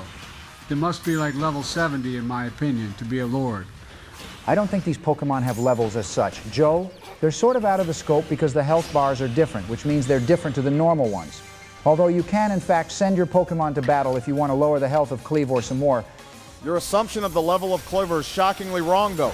Man is only level 18 for some reason, which makes sense because our team should also roughly be around that if it wasn't for Donald's mad training regiment. The local Starly population and bug types have literally been massacred thanks to him. And so is this fellow, too, Obama. I got Cleavor down to 0 health, which means those juiced up sacks did their job, and he should be calming down now, instead of causing more deforestation to this place. I mean, it's okay when Pokemon do it, but when humans do, it suddenly becomes a big issue. Well, yeah, that's because Pokemon represent nature itself, which means it's okay for them to do what they want with nature, as they know better. Like Celebi is known as the guardian of the forest, so he flies around making sure they're okay. But then you have Yveltal, who causes destruction. But out of destruction can come new life, too. Alrighty. And with that, Cleavor has gone back to normal and run off back into the wild, making sure this forest stays protected and is safe. That's pretty cool. So well done, Donnie. We should get a ton of points for our next rank for calming Cleavor down. I mean, no one else in this godforsaken village has done anything. Let's be honest. That's true. We have done more in like 2 hours than any one of these folks have done in all the time they've been here. And we still have way more to do as well. It's like it's always the job of the 10-year-old to do all the work, no matter what time period we're in. I expect to be raised a full rank as well. Like you mentioned, Joe, because what we did was insane. I have basically been acting as a mediator between these two clans and the village chief, it looks like, as well. All me. It was I, the greatest person to live, who can stop legendary Pokemon from destroying the world, as well as dealing with politics like an absolute boss. Just like how I have been doing in real life, too. Actually, maybe you all shouldn't answer that. Yeah, probably best we switch topics and fast on that point, Donald. You're right about the mediating, though. The Diamond Clan and Pearl Clans are not fighting because of you, which is hard to believe, but it's a fact. At least the village chief guy can stop attacking anyone who walks into his office like he did with us. Now that was insane. We still have a lot to do.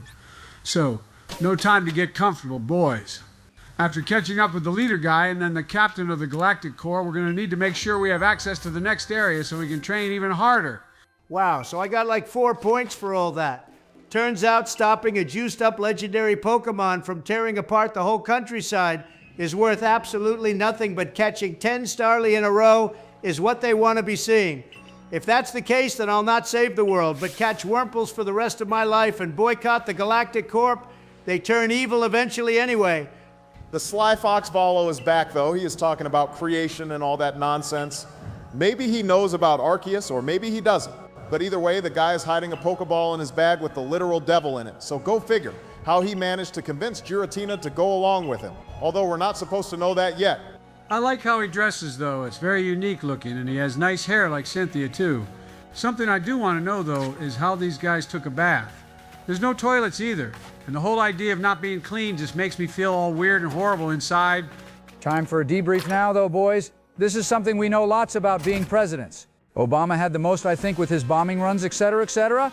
Anyway, we gotta update the leaders on how we did and give them the lowdown that their village won't be rampaged by some lunatic blade-wielding crackhead Pokemon. Cleavor probably doesn't appreciate being called a crackhead George. I mean, it wasn't his fault that he was like that. To be honest, it could have been our fault since we were the ones falling out of the sky and causing that mad big storm thing on top of Mount Coronet. I don't think we should let anyone know that, though. And it's back to dinner time. Debrief is over, not that we really had much to say since news travels fast around here, apparently. And in other news, we can probably get more access to the other regions of Hisui as well now. The team is looking solid overall too, Donnie. Yeah, and since we have completed a main mission, we get new stuff. Like these smoke bombs here, boys. I have no idea what we'd use them for, though, except to maybe get away from a Pokemon that's chasing us, or to maybe sneak up on them and then toss a ball for an easier catch. I would like to remind everyone to hit the like and subscribe buttons, as well as consider joining our Patreon and channel if you want early access to videos. We still plan on making these for a long time to come, guys, and if you want early access to us playing through Legends ZA, then you really want to stay in the loop with our content. Hang on, boys. I thought this was it, but apparently this lady here jumped me and now I have to listen to a lecture.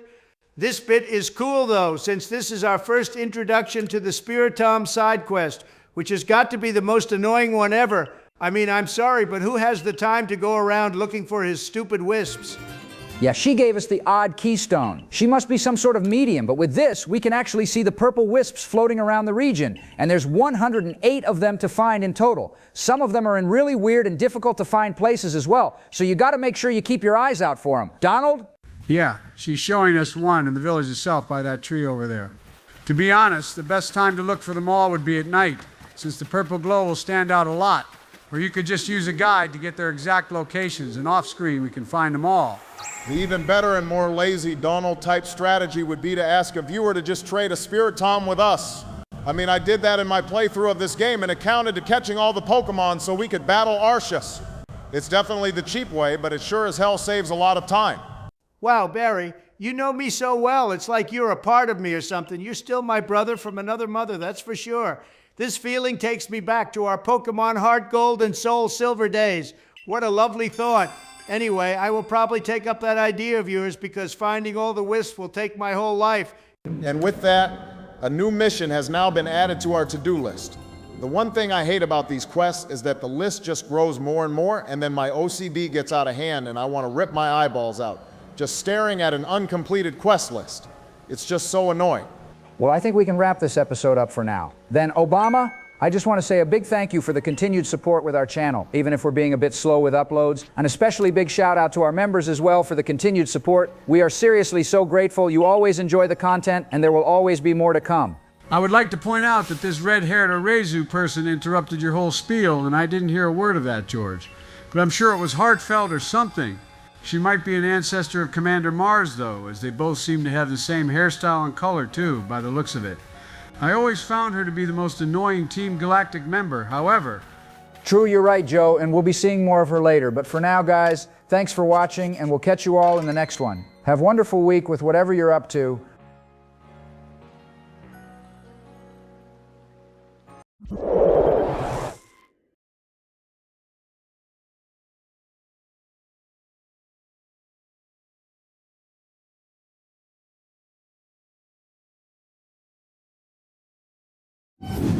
Right, boys and girls, welcome to part 7 of Pokemon Legends Arceus. Today, Donnie is going to be heading to the Solaceon Ruins to do some stuff, and then we're going to catch more Pokemon and all that shit, so go like the video below and subscribe so you know when we upload. Yeah, we have tons to do today. We hope you're all having an amazing week, though. We've been super busy in real life, but just want to say thank you all so much for sticking with us as we slowly make our way through the Hisui region. I would like people to leave comments on what game you all want to see us play next, though. It can even be ROM hacks if you like. Jizzy Joe Biden is back at it again, boys. The most overpowered, super cool, legendary human being has reappeared in the videos after a long hiatus. I've been too busy polishing my gold chains and watching the big D-Dog destroy my beloved country. But oh well. Each to their own, I guess. I hope you're all keeping well, though. Okay, well, I think I'm going to pretend I didn't hear you insult my current world strats I have going on. Also, I should say, we're voices made with artificial intelligence, so nothing we say is real or the truth, especially what comes out of my mouth. And Obama's too, except that whole Yemen thing. Yeah, well, I'm sure the people watching have their opinions on your opinion. Donald, basically it's just opinions after opinions, never ending, like the sound of your goddamn voice most of the time. I hope you've got some interesting things planned for the viewers. However, I think today we can try get the next flute Pokemon too. Looks like the Lucas dude wants to battle us again before all that. I keep forgetting this fella's name, but he's basically Lucas, so who cares? Also, I wonder why we never got to see him in the anime. I mean, he must be one of the only characters along with Brandon who just doesn't appear in the show. Right, we're battling a Mime Junior, boys. This little fella was introduced in Generation 4, I believe, and James had one in the anime, so it might have been Generation 3. I can't remember exactly, but I do enjoy this Pokemon a lot, and I even used one a long time ago. This Pokemon is a piece of shit, Barry.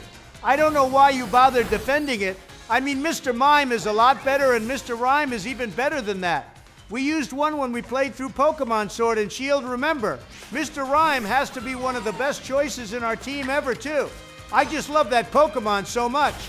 Well, Jizzy Joe thinks Mr. Rhyme is a G of a Pokemon.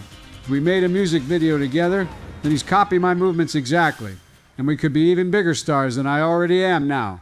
I mean, I'm already a very big deal, but still, this Pokemon could elevate my career to new heights. It even took out Bidoof. Taking out Bidoof isn't exactly something that I'd call an achievement, to be honest, bro. I mean, it is the ultimate Lord Almighty, and the Pokemon Company even made a song about it. But still, Mr. Mime seems to be the better Pokemon in this situation, even if Donald's opinion of it is negative. Right, the fool got beaten, boys? And now we're going to be heading to the new area? Technically, we're going to be in Solaceon Town now. Or what would be Solaceon Town in the future. And the ruins in the newer games are optional areas and don't really provide anything useful. All right, we got a nice backdrop there as Donald kept talking, but here we are in the Crimson Lands, or whatever it's called. Lots of new Pokemon to catch here too, Donnie. So get to it, bro. There's also an alpha Pokemon around here as well, waiting to be all riled up. And the zoom in on the ruins right at the back is where you need to go too. Donald, let's hope this whole story arc goes smoothly and we can find something new to replace our Bidoof with. I saw lots of people commenting that we should get a Hiswanzura, which I am so down for. That guy will match my white suit even. I have seen tons of videos on this place. Obama, there's barely any new Pokemon, to be honest. Just the odd Voodoo grass type and that Carnivine one too. Basically, this section is grass-type Pokemon Central. At least catching them will boost our rank more as we're still in the peasant class. Carnivine is coming for your sorry-ass Donnie. You better deal with him, or at least battle otherwise on the way back. This guy will be here waiting for us. This reminds me of a certain late-game area in this game where Gallade lives, and boy, they chase you for ages. And then murk you in one shot. Like we're about to do to this Venus flytrap of a Pokemon. I must say, though, the design of this Pokemon is pretty unique. They don't make designs like this anymore based off nature. I think that was the original point of Pokemon too, to portray the natural world as forces of nature. Well, as cool as it looks, we better not be using this piece of shit Pokemon on our team. I don't particularly like grass types too much since they have the most weaknesses out of all types. If I remember correctly, although ice-type Pokemon also have the same level of peasantness too. Oh, great. We have Joe Biden's mother here to deal with now as well. Her name is Kalaba, and Joe's not even here to greet her. She's looking way better than he is, though. If I do say so myself, and she must be like 120 years old. I remember they do mention her age at some point. The Solaceon Ruins didn't look like this in the newer games, so I wonder how they are so big in this game, and like so tiny in the newer ones. Also, the ruins in Diamond and Pearl had so many rooms and floors we could travel down. But here, it's like we're in a warehouse, which is sort of putting me off. Talking of being put off, Volo is back at it again with the battling. Let's see what Pokemon he has on his team now. Probably Cynthia-related Pokemon. I wonder what Cynthia would think of him, or if she actually knows he existed, since she likes studying about the past and all that. I'm sure she's the type to go through her family tree. Yeah, but she'd want nothing to do with someone like him, even if he is family. I mean, we all have that one crazy family member no one likes, I'm sure. Us four are like family with all the videos we make, but we still hate Donald. Volo does have some of the baby Pokemon Cynthia does, so you were right. Baby Togepi, and then Gibble too. And who else? I wonder how he managed to get Giratina on his side though. I guess this must have been around the time when Giratina still held a grudge against Arceus for banishing him. Quilava is really going at all his team though, which is great to see. Soon the little guy will be a Stone Ghost type, which is actually the first starter Pokemon to ever have that as a type too. Always nice to see some variety, even if it's the final evolution stage of a Pokemon. Gibble is weak right now, but just wait, this little thing will end up being a nightmare like Cynthia's later on. I just hope my team will be able to keep up with him, because everyone knows how brutal that last battle can be. I swear it's harder than Ultra Necrozma from Ultra Sun and Moon 2, but that could be an argument of its own. Well, you beat him for now, but let's see what he comes up with next time. Now, for the time being, we have another issue to deal with, which is the stone tablet is missing from the giant wall Donald. Some bozo probably came in and stole, but God knows how they managed to lift off something that big and heavy. The only way they could have done something like this is to use a Pokemon that's super strong. But even then, you'd need like Machamp or something to be able to lift that slab off. It's like half the size of this room alone. And why would someone even need it anyway when no one can read the thing? Volo gave us a direction to head in, so I guess there's some people hiding out in the nearby forest. I did see some campfire smoke when we passed it on the way to the ruins, Donald. The forest is a good place to hide out as well, since the trees are so thick there. Right, so this is the campfire, but it's raining now, so the fire must have been put out a while ago. This place is basically more of a swamp than a forest as well. But this is definitely where hooligans would be hanging about. They put this campfire here to try trick me is what's going on here, Barry. And speak of the devil, look who's decided to show up. And what's funny is two of these three looks like the Team Galactic commanders, whilst the third one looks like Candace from Snow Point City Gym. Why is her ancestor evil too? Good point. And her name is Clover, which also begins with a C. But I don't think they're evil exactly. Donald, they seem to be a misfit outcast kind of team, I guess. They even have weird makeup and markings on their faces, which I guess is part of their vibe. And of course, the first Pokemon is going to be Toxicroak. Commander Saturn had this one, and they even have the same hairstyle too. Lots of family from the future have ancestors in the past, which is nice to see. Although the hairstyles cleared haven't been updated over the last few hundred years. Toxicroak is still as strong as ever though, isn't he? I mean, you can't go wrong with that Pokemon ever. It needs a mega evolution in my opinion too. And talking of that, they gave our boy Hawlucha a mega evolution, which is awesome. But Flygon still be waiting for one, the poor fellow. Man, the day Flygon gets a mega evolution is the day I'll stop tanning myself, bro.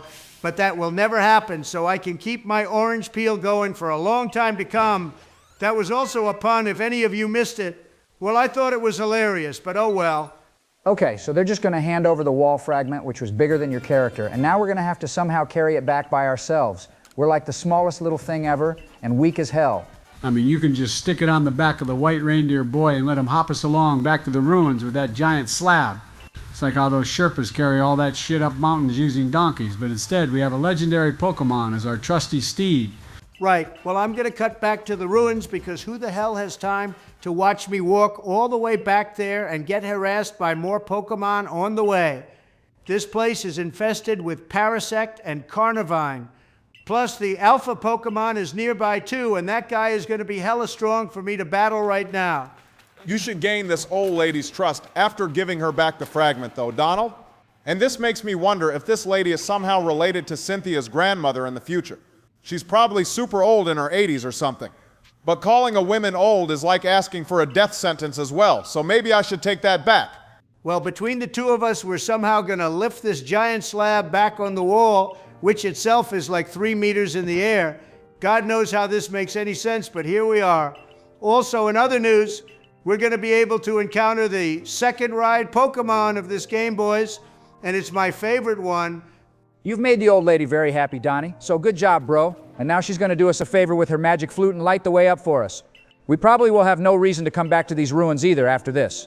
Not like there is exactly much to do here to begin with, though. Is there? Yeah, these ruins may as well be turned into the Pokemon cemetery place for real. You could add some nice tombstones in this place, but of course in the future games they add that huge tower to the south of Solaceon Town, just like the one in Lavender Town in Kanto. Right, with all that done, we can hope on the Wyrdeer and make our way further into the Hisui region. There is a limit to how far we can go right now, remember, Donald? Like past this place is pretty much the north part of Sinnoh, where Snow Point City will eventually be built. What's also interesting is we never really go to the east side of Hisui, where the resort area or Sunny Shore City will be built. Okay, it's Ursaluna time now, guys. This giant bear is super awesome, and I have no idea where he came from or if he's a legendary or not, but we get to keep him, sort of. I mean, they should definitely bring these Pokemon back in the new Pokemon Legends game coming out next month at the time of this recording. Right, our man here is level 26, but I have no idea what typing he is, Donald. He could be ground type, which means he could be super effective against Quilava. She also needs to get up like 6 more levels to get to her final evolution, which is the stone version. I think this is going to be a big fat GG to Quilava Jizzy Joe. Ursaluna has super effective moves, and I think the best move for us right now will be to switch to Duat and smash this thing with our water-type moves. That should be super effective against this bear. George is right, Donnie, but you did get the burn on it. So basically all we need to do to win is stay alive and spam healing items. I don't know how many of those you have, but either that or Duat claps this thing.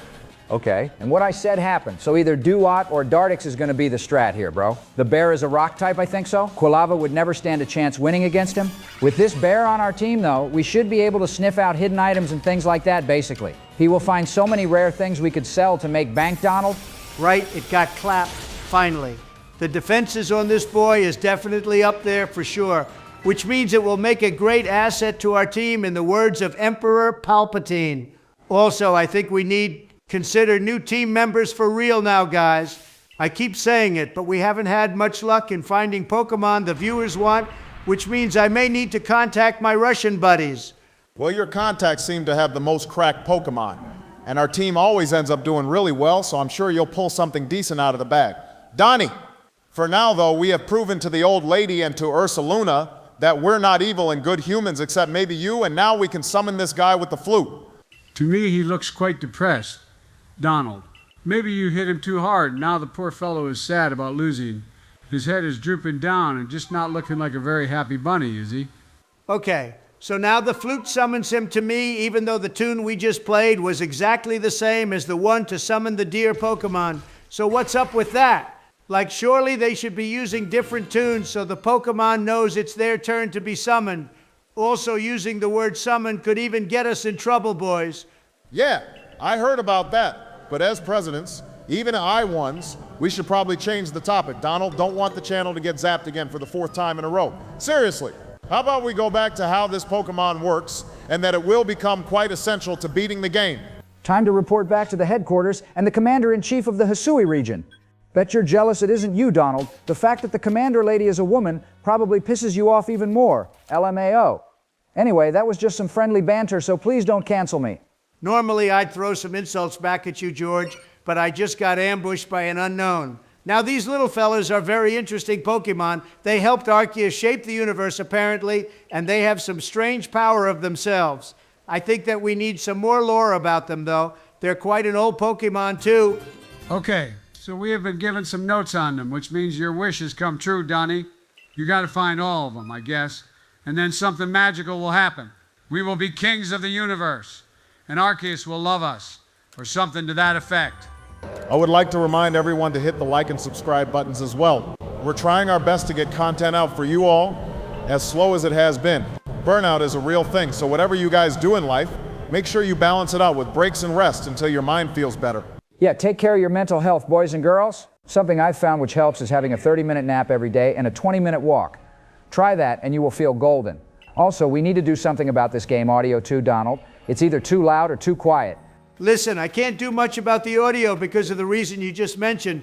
This game is super awkward to record when it comes to balancing our voices and then the music and battle sound effects. I'm always adjusting things, so there is at least a little noise, but still, don't start bitching at me about it when there's not much I can do. You can up your game in the technical aspects, though, you fool. It's not difficult. You upload videos to the same platform, which itself can help you solve the issue you're having. Anyway, I want to start wrapping this video up, so thank you so much for watching, boys and girls. We want to see you all back for part 7 coming out very soon. Seems like some beef is about to kick off with all the clans, so you guys all want to definitely be here for that, even though you probably know what happens, because this game is like 3 years old now. Believe it or not, and to make you all feel older, Pokemon Diamond and Pearl are like 20 years old now. How about that? Just don't remind me how old Ruby, Sapphire, and Emerald are, because that would make me feel like I was born in the 14th century for real. But those games will be classics to me. I mean, they're classics right now if you think about it.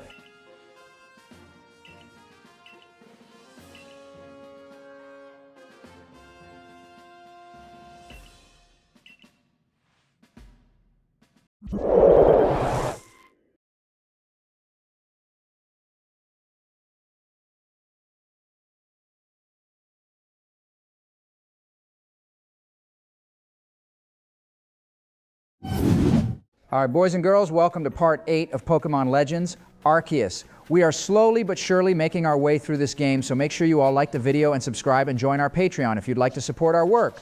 That's right, guys, go do that. Now, in between episodes, I changed our team up a little bit as requested by our viewers. So now this is the team we shall be going with going forward, at least for the time being anyway. But what do you all think? Well, I'm definitely not surprised by the Gible being on the team. Donnie, gotta always have a strong Dragon-type Pokemon, but the other two are interesting for sure. Using a Scyther is a solid choice, and I assume you'll be giving him the Metal Coat, which will turn him into a Scizor. Right, solid choices in my opinion. However, Shiny Scizor is definitely a questionable choice because the dude looks like a pool of baby sick green. The red version is the much better choice in my opinion. Otherwise, I think these new fellas are going to be great assets to the team.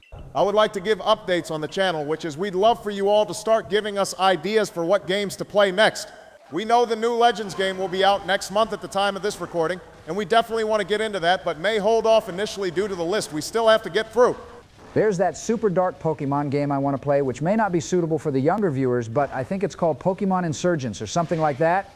It has Darkrai in it and some other cult-like shenanigans, which is right up your alley, to be honest. Donald? Yeah. Well, I don't know if that's supposed to be a threat or some sort of funny gag of yours, George. However, that game does sound right up my alley, and I think that we may indeed play it next. Saying that, though, Pokemon Emerald is one I really want to dig my giant orange claws into. Emerald is a solid choice and arguably one of the best Pokemon games ever made. I love it a lot. But lots of viewers have suggested we play through Pokemon Fire Red as well. Donald, I love that game as well, and the color of the cartridge is similar to that of your face. Okay, so back to the story real quick. We had to use Ursaluna's big fat nose to sniff out this girl's panties since she fell over and twisted her ankle. And don't call me a perv when how else could we sniff her out, guys? Jesus fucking Christ. George! I was not expecting that to come out your slimy old mouth. I was expecting that from our local human orange ball. But hey, you have a point on how we are meant to sniff her out. And how the hell did she manage to hurt herself from all the way over here anyway? As the most distinguished and gentlemanly person here, I'd like to apologize to all the ladies watching this. We meant that as a joke and nothing more. And by we, I mean George. Now to change the topic, this red-haired girl who is an ancestor of Commander Mars was out hunting for something. Yeah, she came out to learn more about the almighty Sinnoh, which is of course Arceus. But these guys seem to think they are also Dialga or Palkia too. Maybe some of them don't know about Arceus as he tends to hide in the background a lot, kind of like Giratina. Yeah. Well, the leader of the Diamond Clan has showed up along with the old lady from the ruins in the last episode. And I mean, how did these two find us out in this remote location when they didn't have the bear sniffing out the panty lady for them? That makes no sense. You guys are going to get us in so much trouble if you keep acting like teenage anime characters. I mean, YouTube already had to pay Donald like $25 million recently for something about free speech, so I guess actually this counts as free speech too, even if it's a bit weird. In other news, since we helped find the red-haired lady, we can carry on our way, which is actually to take on the next alpha Pokemon thingy, Lilligant basically, which is a Pokemon from Generation 5 and a bug type at that. Actually a solid Pokemon, and one I really love a lot. Yeah, and to get there, we get to travel along these beautiful autumn-like plains with the sun setting as well. It's all just so stunning, to be honest. And riding on our dear fellow makes it all the more better. I'm still looking forward to the day we get Braviary, though, since that will make travel so fast. For such a mountainous area and all this open space, I would have thought we'd get to see more Pokemon than just Graveler wandering about here. Like, Graveler is cool and all, but also quite boring, especially its color scheme. What we do want to see is more shiny Gravelers, since they're gold in color. Seems like you stumbled across a little village here as well, Donald. These people be mountain folk, and they act as a little base for us as we progress further up. Also, since you mentioned rock-type Pokemon, please leave comments below letting us know your favorite rock types. Rock-type Pokemon covered. So many different options to choose from, but some of the best has to be Roggenrola. That little fella in the anime is just adorable, and his tiny little legs are just darling. Like he is up there for me, boys. Well, I hate rock types since they are weak to like everything. Man, like they look cool, but I wouldn't personally use one. And there's reason why most first gyms use a rock type to begin with. It's because they're weak, and for noobs. You need to use water types since they are the goats. Let's see what the viewers have to say about that. George, you're probably going to get crucified in the comment section for making such a bold statement like that. Seriously. My favorite rock-type Pokemon, though, is the OG Golem. Like, it just looks so awesome compared to its two previous evolutions. Donald, I think you should focus on the fact that you keep getting your sorry ass lost on this mountain. My guy! I mean, seriously, it's not hard, man. Set up Google Maps to get yourself there real quick. Also, my favorite rock-type Pokemon is probably one of the ancient Pokemon ones. I like them all, but Arcanine is pretty cool. Try not to lose your voice screaming at me like that, brother. And it's not my fault. This whole landscape looks the same no matter where I go. I mean, they could have been more creative with this. Even the older 8-bit games had more going on in places like Mount Coronet, in Diamond, Pearl, and Platinum. Okay, well, the Diamond Clan is here already, somehow, even though I swear we left before he did. But this is going to be very familiar to you, Donnie. The same old strat of throwing those golden enchanted sacks at the Pokemon and then attacking it full on until you take out its health and it calms down. Is this place supposed to be the top of Mount Coronet, or what, boys? I mean, I don't remember this place in the new games in Sinnoh, plus Spear Pillar is supposed to be at the top. Would be cool if they made an ancestor of Red in this game, too, who liked chilling on top of mountains. I wonder what the tallest mountain out of all the ones in Pokemon are. I mean, we have so many to choose from, like Mount Coronet, of course, to Mount Moto in Johto, and then Mount Lanakila in the Alola region. If anyone knows, then let us know below, and we will send you a pile of Donald-shaped cookies. And I will sign them myself and make sure some gold leaf is infused in it as well to make it extra special, because I just love gold with a burning passion. Now, boys, it's time for you all to either shut the hell up or give me your wisdom, since your boy here is about to take on the next juiced-up Pokemon in a battle. Alrighty, we have some info for you here, Dunny. You gotta dodge Lilligant's attacks before she pounds us. Probably should have worded that differently, but anyway, dodge her attacks, and then spam the sacks at her bug-type face. Remember to send out your Pokemon for battle, as when it's stunned. Dunny? I mean, this one will probably be way more difficult than the last one we battled, and we still have like 4 more of these golden fellas to battle as well. But after each one we get a bunch of nice shit from the group. Also remember, Donald, you take damage too, and if you take too much, then this will end. This is very repetitive, though, which is one thing I don't particularly like. Guys, I mean, the basic gist of this is to run around her in circles, spamming the sacks, and then doting, no? And then I bet I could beat this with one eye closed or something. You know, I am, of course, a master Pokemon champion. Yeah, you're right. It is quite the same thing going on. How about we talk about the current team and how it stacks up against our other ones we have used in previous games. I think this one is solid, but the one from Scarlet and Violet, which George used, will always be the goated team of all time. I think it's a bit stupid to try compare any team to that one, Joe, you fool. We had a goddamn Rayquaza on that one, plus Chi-Yu and a whole batch of other legendary Pokemon, which I can't remember off the top of my head right now. The joys of becoming old, I guess, but that team aside, I really liked the one from Platinum when we played through that. Pokemon following Platinum was an awesome game for sure, and you should all go check that out if you ever get the time to. We also played through the modded version of Pokemon Brilliant Diamond and Shining Pearl, which was a crack game as well, with another awesome team on our side. There's just too many to choose from. To be honest, I gotta watch back all your old episodes before I join so that I know what you're all talking about and so that I don't get left out. Sometimes I feel very excluded from your conversations, and it makes me sad, guys. I am an integral member of this group now, too. I mean, you did use a full team of legendary Pokemon in your playthrough. George, unlike us three who used normal Pokemon and still beat the games. If you were a pro, then you'd live like we do, but you gotta play with a normal team first if you want to really join our club. All right, guys, check it out. I have sent out our fat-ass Gible here to battle Lilligant, and he is huge. Like, imagine how big Garchomp is going to be when he has fully evolved. However, using him in this battle was probably a mistake, as I don't have any moves which will be super effective against this bug or grass type, whichever one it is. You've been poisoned now, Donald, which is just great, isn't it? And of course, we have no antidotes or anything, so Gible is going to be GG in a minute. Pretty nasty strat, to be fair, by Lilligant. Kind of like our old one being the old toxic stall strat, which always works, but is pretty cheap. Yep, there goes Gible. Looks like you should have switched him out before, to be honest, because then at least he would have got some experience in the end. The guy will take ages to train up as well, since he's a dragon type. At least you haven't got Hydreigon on the team, because that would be pure hell to train up. You should have led with Elekid, to be honest. Donnie, one Ice Punch would have clapped this grass type ages ago, and you wouldn't have lost Gible either. Now, the poor guy is also dead, and we have no healing items to restore the dude unless one of those clan leaders wants to do us a solid and revive him. Doesn't matter anyway, Barry, because this golden turnip is about to die. I mean, it was an annoying battle, but it wasn't difficult, really. However, I know for a fact that the next one, being Arcanine, is going to be a right bitch to get through.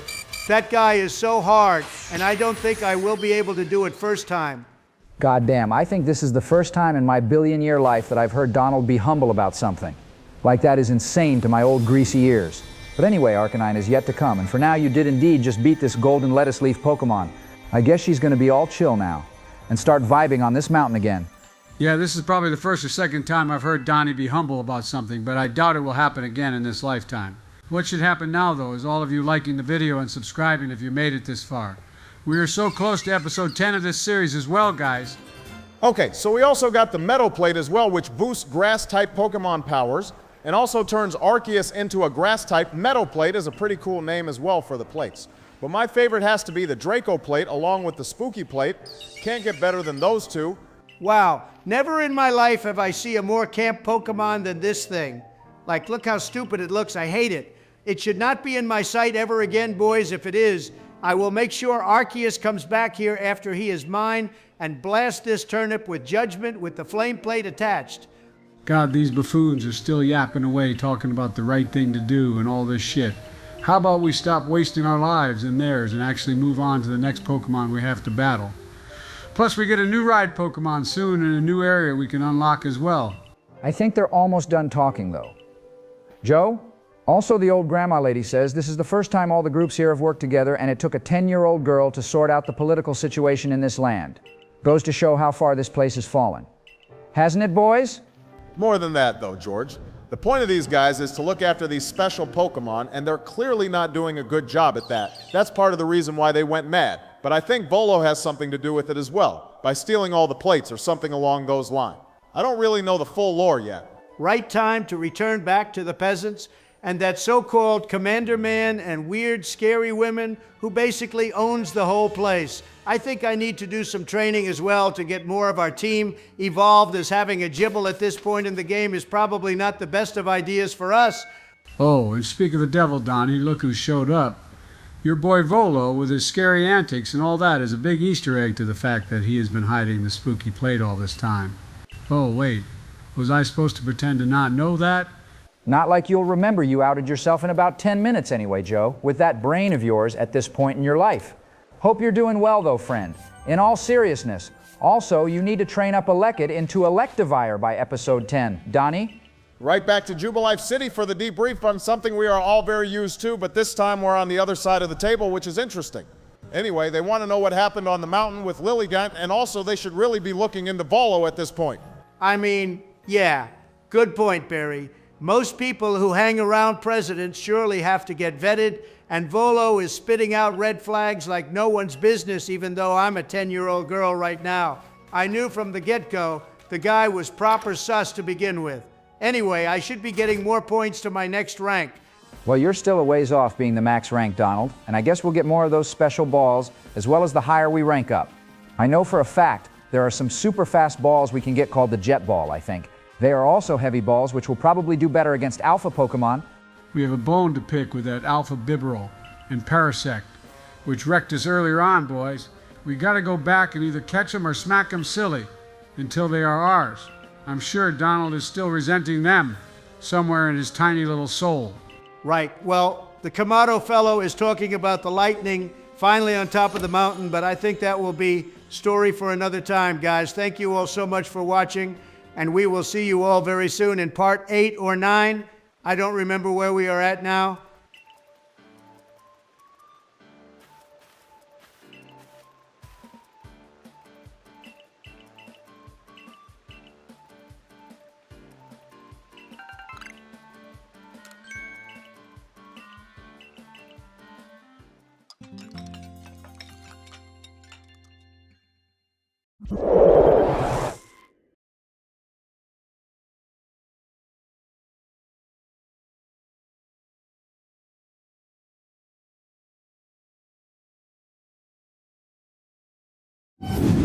Righty, boys and girls, welcome to part 9 of Pokemon Legends. Go hit the like and subscribe video, mainly for me, and because you're about to see some new evolutions here. These new Pokemons are going to be a big help to our team and help me crush more alpha Pokemon that will come my way.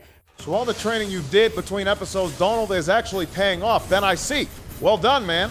I thought you'd be the lazy ass you usually are and pop those rare candies like you used to do back in the day. Having Gible evolve, though, will be the biggest W we have for the team. Always good to have a solid dragon type, isn't it? And my boy Elekid is going to be evolving too. And I know you already have the Electrizer, which will get the yellow fellow all evolved into its final form. I don't know the best time for it to evolve, however, so maybe someone could let us know in the chat, or I can Google it for you later on. Donnie? Yeah, someone can let me know that because I can't be bothered. Also, D-Watt here is going to be the first Pokemon out of our whole team to reach its final form. Actually, that's a lie because none of you noticed that we now have a scissor on the team in vomit-colored green. God knows what the designer of that one was thinking, but here we are anyway. Yeah. More importantly than that, where the hell is Joe, guys? Normally at this point he'd be prattling away about something or another, but he isn't even here yet. And we're like 2 minutes into the video, almost. Someone give him a call. I'm right here, George. Donald muted me, the fat gimp, and I didn't even realize till now. Also, what the hell is up with this Samurott? It's smaller than a 10-year-old girl. In the anime, he is meant to be way bigger, but then again, Charizard is smaller than most humans for some reason too. I wonder why they did that. Can't lie. I agree with Joe on that point. Samurott is meant to be the final evolution form of one of the best starter Pokemon ever, and then they go do that to it. That is ridiculous. Worse than making Scizor vomit colored, in my opinion. I wonder how big the other two starters are going to be when they are fully evolved. You guys can argue about that later. We're currently getting a new assignment from these two fools. Apparently rumors of another Pokemon is going on a rampage, and it's our job to go quell its rage, as per usual. We get to check out the coast, though, which will be a nice change of scenery. Checking out the nice sea air will help with my boredom. All we've seen so far is grass and hills and Bidoof, mostly all over the place. At least by the sea we will finally get to see water-type Pokemon, and maybe some new ones as well. I hear a lot of ghost-type Pokemon like to live by the sea in this game. Yeah, gotta have a swim in the ocean too. And by that I mean we will be getting our next ride, Pokemon, hopefully by the end of this episode. And whilst we take in the view of this gorgeous area, how about we get the viewers to comment their best water-type Pokemon fact? Water types consist of like the most types in the series, so we should get tons of them. My favorite thing about water types is that they're democratic blue. Can't beat that. Although that's not really a fact, so to say, but still, it's one of my favorite things about them. Plus, the variety of water-type Pokemon is something I really like too. I like that some are completely like fish, but others represent other things. I hate water types for that exact reason.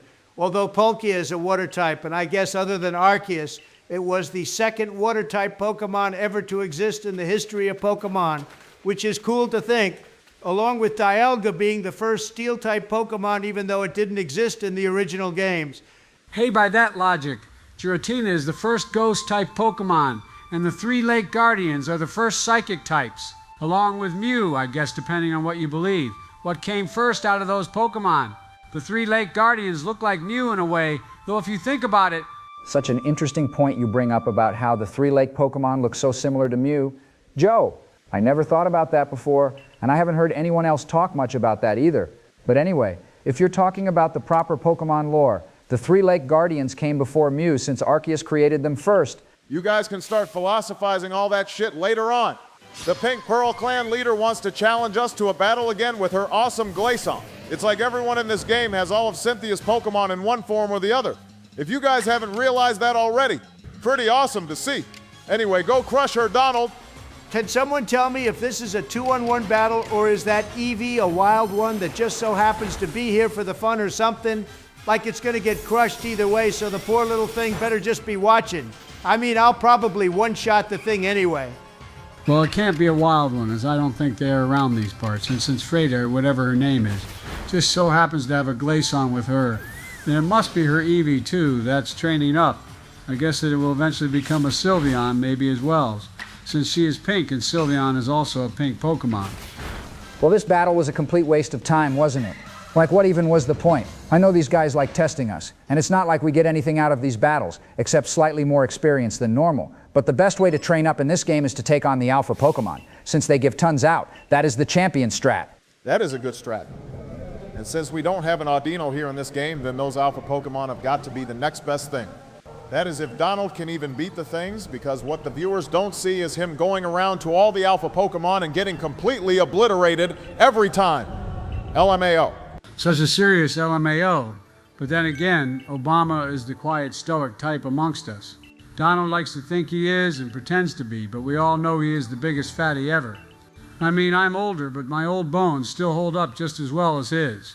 I am the most stoic one here. Thank you very much, Joe. You're just a little prawn who has nothing better to do than antagonize me, because that's the only thing you have going for you. Like, I'm also pretty sure I have surpassed you in becoming champion of more Pokemon regions than you have at this point.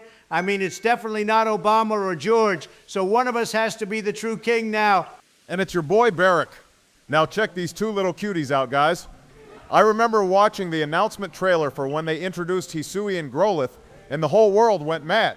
It was pretty insane to see, to be honest, because they're the most adorable little things I've ever seen ever. Okay, so this lady who's called Palina with an A instead of a U for some reason wants us to go calm down the fire. Pokemon who lives in the volcano region or something? She heard about how cool we are and how we handled the other Pokemon who went on rampages, so I guess news travels fast around these parts. Not like there's many people here to begin with, though. To gain access to that island, though, means we'll finally get access to our next ride Pokemon. The legendary fishy one called Basculegion. Man has an awesome name as well, let's be honest. It sounds so brutal and just savage. And I know what he looks like as well. The most cracked Pokemon ever. Well, I think it's kind of limited, to be honest, Joe. Braviary is the most cracked ride Pokemon since he can basically go anywhere he wants with a few flaps of his wings. We also get that Weevil-type Pokemon as well who can climb cliffs and things like that. An interesting Pokemon for sure, but they all get made redundant with Braviary. All right, this guy looks like Joe when he's been blazing a few of those cabbage joints he has on the daily. And why is his flute like bigger than his entire head as well? All his proportions are just completely out of whack. But anyway, this fellow will be the one to help us make Basculegion's favorite food. This guy needs to get himself together. He literally is a pussy and is just scared of everything. I mean, he's already banging on about how our mission to get the next ride Pokemon is basically impossible for some reason. Like how this guy made it this far in life is beyond me, and he lives in the middle of nowhere. Okay, so the reason why he thinks this mission of ours is impossible is because we need to catch a Dusclops, which for some reason is the only Pokemon in this entire place and region who has the power to make some yummy food. I mean, Dusclops is for sure a cracked ghost-type Pokemon, but I would never attribute it to cooking. Good point. Dusclops is the last Pokemon I would ask to assist me with cooking. And he said that Dark Pulse is the move we need to get the food tasting good as well. So someone's got to explain to me how using Pokemon moves like Dark Pulse would actually help us here. We're about to find out. Boys, Dusclops was super scary back in the day in Generation 3, but since Gen 4, if you use a Reaper Cloth on it or something, then it will evolve. I'm actually tempted to switch out one of our team members with a Dusknoir, thinking about it, because it's such a cool Pokemon. Right, and you found our wavy hand man, Donald. He seems to be lurking around these cliche spooky forests with dead trees everywhere. Not stereotypical at all, let's be honest. Anyway, let's battle and catch this thing first try. How hard can it be? Probably very hard since Donald did all that training earlier. Only to find out that all the Pokemon here are like 10 levels higher than us. I mean, that's pretty insane if you think about it. I think that means Donnie will get super jealous and try to get all our Pokemon to level 50 now at least. And of course, a random Drifloon would show up here out of nowhere and give us grief. And I don't even know how to target that stupid purple balloon instead of Dusclops to kill it. At one go? The Dusclops is also a female, which will probably piss Donald off a lot. Our girl here has like 1 health point remaining and no George. I'm not actually pissed off by a female Dusclops. I am a big boy now, and so over the gender biases, like, why does it even matter if this Dusclops doesn't have a dick or not? I mean, big deal, Joe doesn't have one and we're still friends. Wow, Donald's so uncalled for, man. You and I have been pretty good the last few episodes, and even the last series and a half, I swear. And then you go and drop a bomb like that.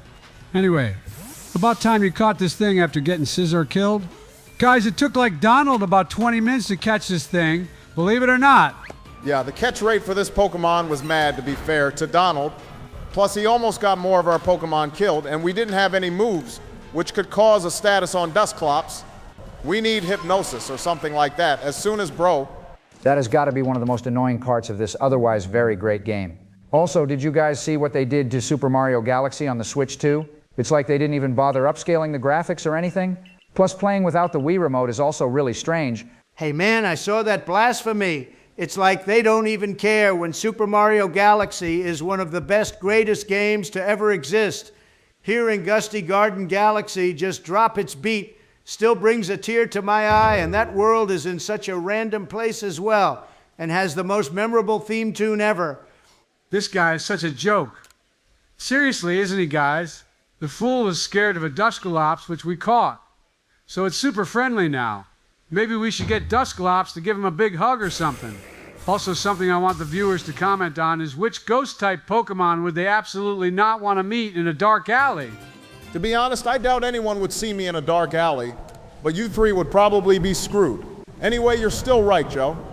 This guy is meant to be some sort of leader and protector of Basculegion, and he's scared of some rando ghost-type Pokemon who has better things to do than hurt humans. On a side note, can we talk about the sky and how gorgeous it looks? It literally looks like a watercolor painting, and it's just so pretty I can't get over it. Also, Donnie is on his way to see the rest of the gang around their parts so that we can finally get Basculegion. Took long enough, but we're finally going to get it. You know, something I'd like to talk about is why no one mentions Dialga or Palkia's forms in the newer games, other than the fact that they didn't exist when Diamond and Pearl came out. But like the lore should still mention it. And I guess they gave them origin forms since our boy Giratina had one right from the get-go. Yeah, well, Giratina would clap both of them in one go. I mean, he basically saved them both when Cyrus went full God mode and tried to capture them using the red chain, which holds the original powers, which is actually Arceus' power. And then Giratina came along to save the day in all his spookiness and glory. Talking about glory, Donald, Basculegion has finally graced us with his presence. The dude looks so cool, and I wonder how strong it would be in battle. In fact, I would like to know which of the ride Pokemon we get in this game would be the strongest. My guess is probably this one, or maybe the deer fellow. He looks super cool. I bet he's fast on water as well. I guess he's the only one of his kind, though. Like the other ride Pokemon only native to the Hisui region. They must go extinct in the future or something. Anyway, we can now summon the fishy whenever we want to have a joyride in the ocean. Something which doesn't make sense to me is how the flute makes the same damn sound for every Pokemon we want to summon. So how do they know they need to show up?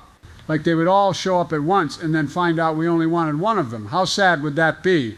Not gonna lie, Joe, I think you're reading too much into the lore of this place. No one actually cares, and I doubt the Pokemon particularly care either. Plus, if you want to dive into the lore, then I bet there is a slight variation in the tune which we play, so each Pokemon knows when they need to be summoned. That is the only explanation. Hey, I just noticed this one Growlithe closest to us is way bigger than the other one. That must mean he is the alpha Pokemon who gets super big, or he just eats his veggies. That's right, kiddos watching this in the future. Make sure to listen to your parents and eat your veggies if you want to become big and strong like Growlithe. Oh boy, and look who showed up again. Guys, completely forgot these fools existed, and now they're back again out of nowhere. First of all, to cause more chaos. But then again, they're so weak and pathetic, and by the time it's part 9, I bet Donald would have done more training to get our team leveled up, so we'll crush them into oblivion. Oh man, and they even have a Gengar on their side as well, which is one of my all-time favorite Pokemon. It was also one of the first Pokemon anyone actually saw back in the day, since the title screen of Pokemon Red and Blue had one fighting a Nidoran or something, if I remember correctly. And even back then, they stuck it behind a goddamn trade evolution. Donald, you gotta act fast, man. That Gengar just poached poor Growly, and now he's gonna hold it hostage from us. Time to send in the CIA or whoever it is we have now to take it back. This is so cruel, and I'd deploy the full force of the United States military on these 3 idiots for doing something so cruel. Right, and it seems Donald is going to have to play rescue and go save that poor Growly. Like those girls won't stand a chance. So all they've done is delay the inevitable. Anyway, I would like to remind everyone watching to go hit the like and subscribe buttons for us. Yeah, thanks for watching, guys. Part 9 is going to be full of hot fire and lava and just the most awesome shit you've ever seen when Donald takes on the next alpha super Pokemon on the little mini Mustafar. This battle will be legendary. Relating that to Mustafar of all things is for sure interesting. Hopefully no one's legs get chopped off and our torso doesn't get burnt to a crisp. But yeah, thanks for watching, guys. I think you'll all be getting a mini movie soon too. And also, please go check out our Patreon if you want to support our work more. I have it in my right mind to throw you 3 into that volcano and sip a martini. Now that's how an episode should end, in my humble opinion.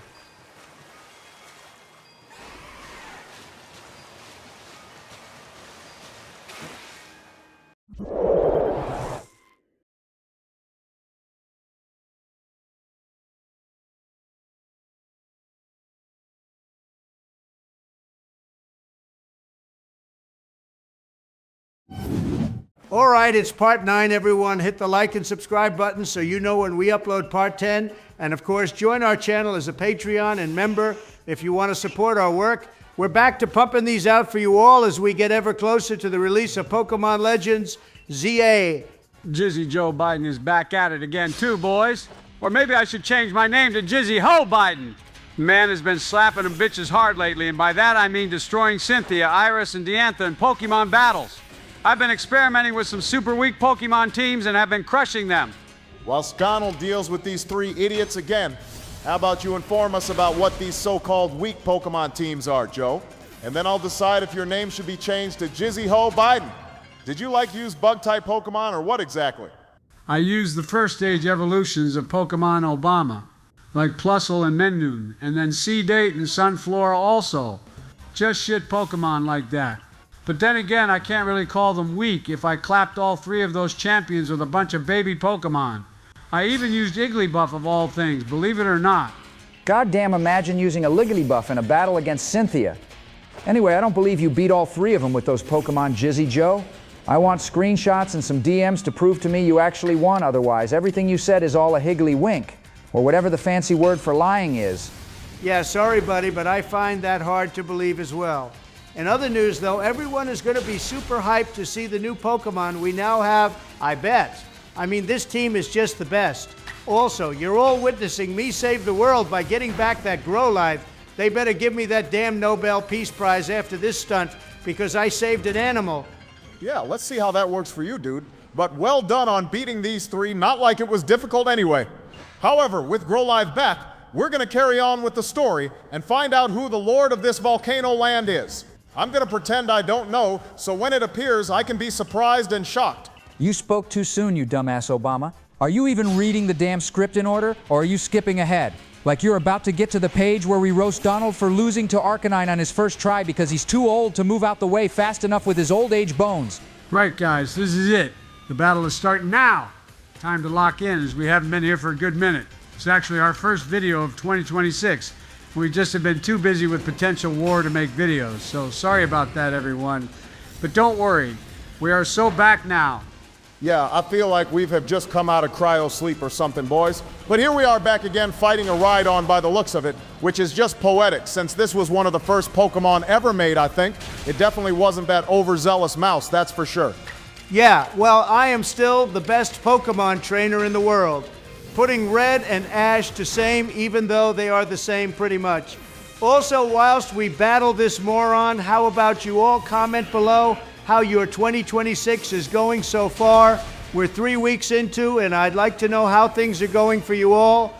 Well, we all know how your 2026 is going so far, don't we? Donnie, probably best we don't talk about that, but whilst this battle is going on, I'd like to talk about where Discoml has been for the past few months. Maybe some of you would like to jump in as well, so let me know. I can talk about where Discoml's been in the third person, if that helps you out. Jizzy Joe. And it's just mainly that life has been happening. Not much else to really say than that. We don't have excuses either, like Donnie probably will have. But yeah, hopefully we can get back into the grove of things now. Sorry, I can't talk about what I've been up to in case I get the channel banned again. Let's talk about what the plans are for the channel this year, which is we will still be making videos. Don't worry, Discoml didn't in real life demonetize, at least not yet. We've just had stuff going on, so we hope you all understand. This series will get finished eventually, but you gotta be patient with us on this one, guys.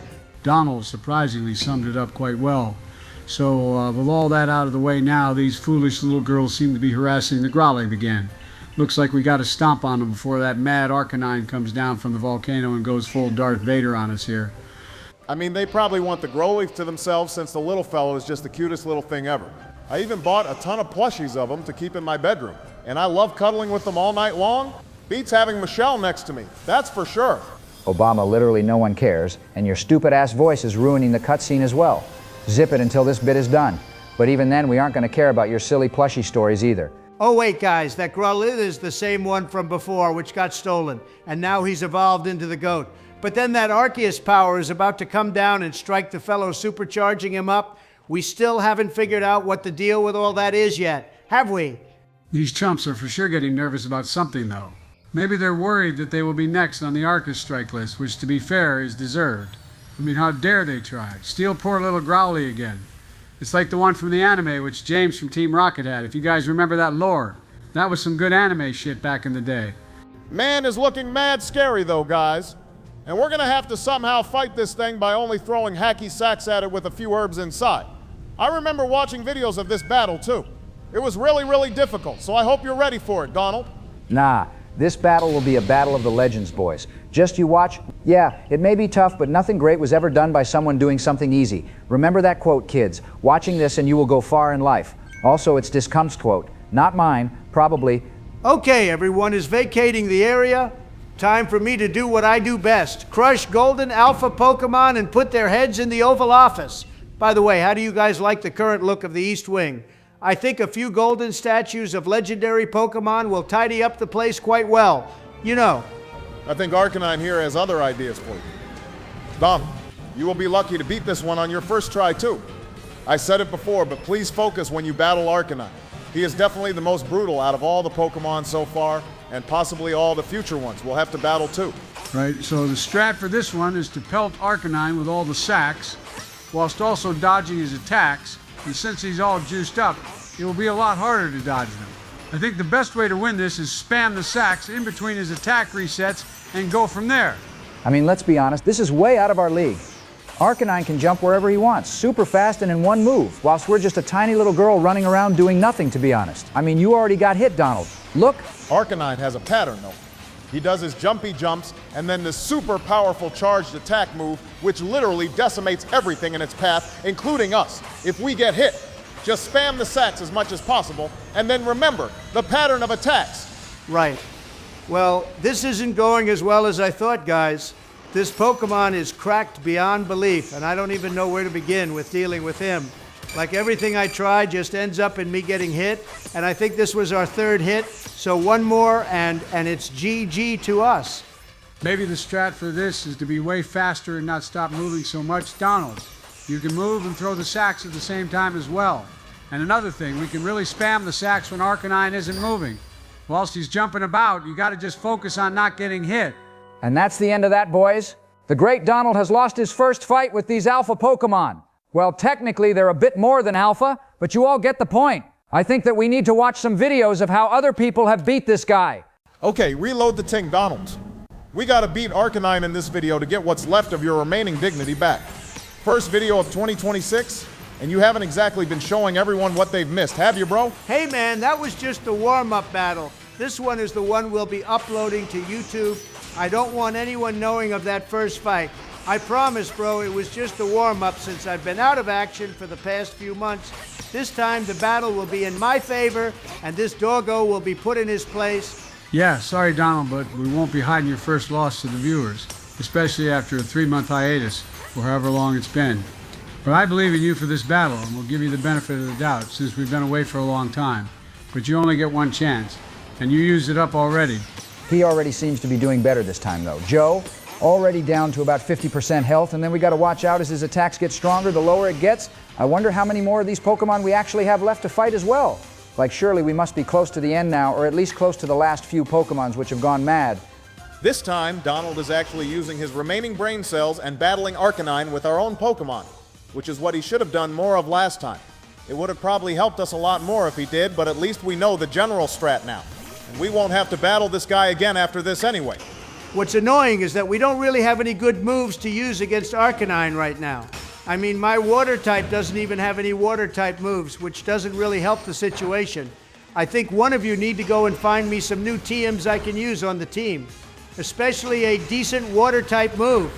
What's even funnier is you're like over 12 levels higher than Arcanine, and the guy is still tanking all our hits like the champ he is.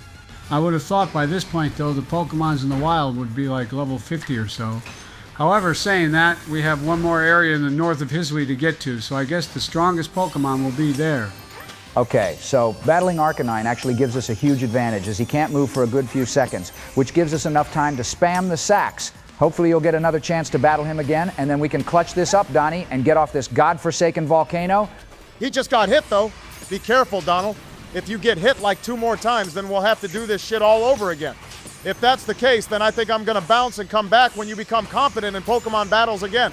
I have so got this in the bag, Obama. Don't worry, bro.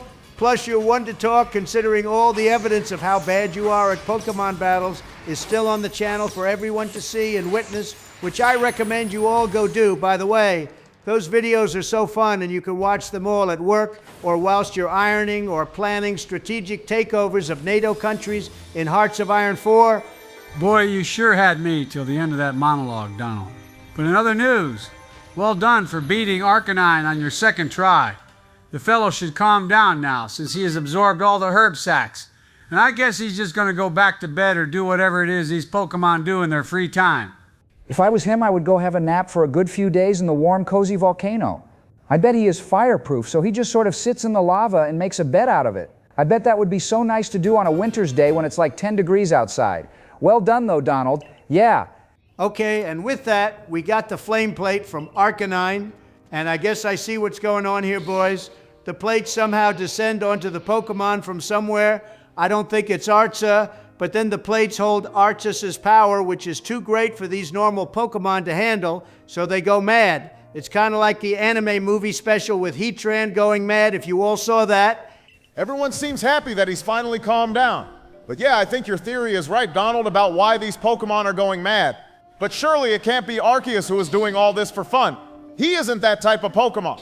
Also, how comes his plates are just randomly dotted around these places to begin with? These are what give Arceus his power. I would like to remind everyone to like the video and subscribe to our channel. We are so back, but videos may be out in a sort of sporadic time frame at the moment. That is just the way it is for us now. But we hope you all enjoyed watching this. Hang on, George. Donald needs to go back to the command center and give the debrief to the mustache fellow. He will want to know that we've calmed down another super powerful Pokemon. Plus, we will get points and a rank, I hope. We are still quite far off from level 10 or whatever the max rank is. Oh, I am only rank 6 at the moment, boys. Still got a long way to go before hitting level 10, but I am getting close. We will probably have to do a lot of off-screen catching of the same goddamn Pokemon so I can complete more Pokedex pages. That is what gives us the most amount of points. All right, so the next area should be available to use after the commander gets the notice. We beat Arcanine. Lots of Ice-type Pokemon will be there, Donald, so Typhlosion will probably be the one Pokemon who will get the most use when we get there.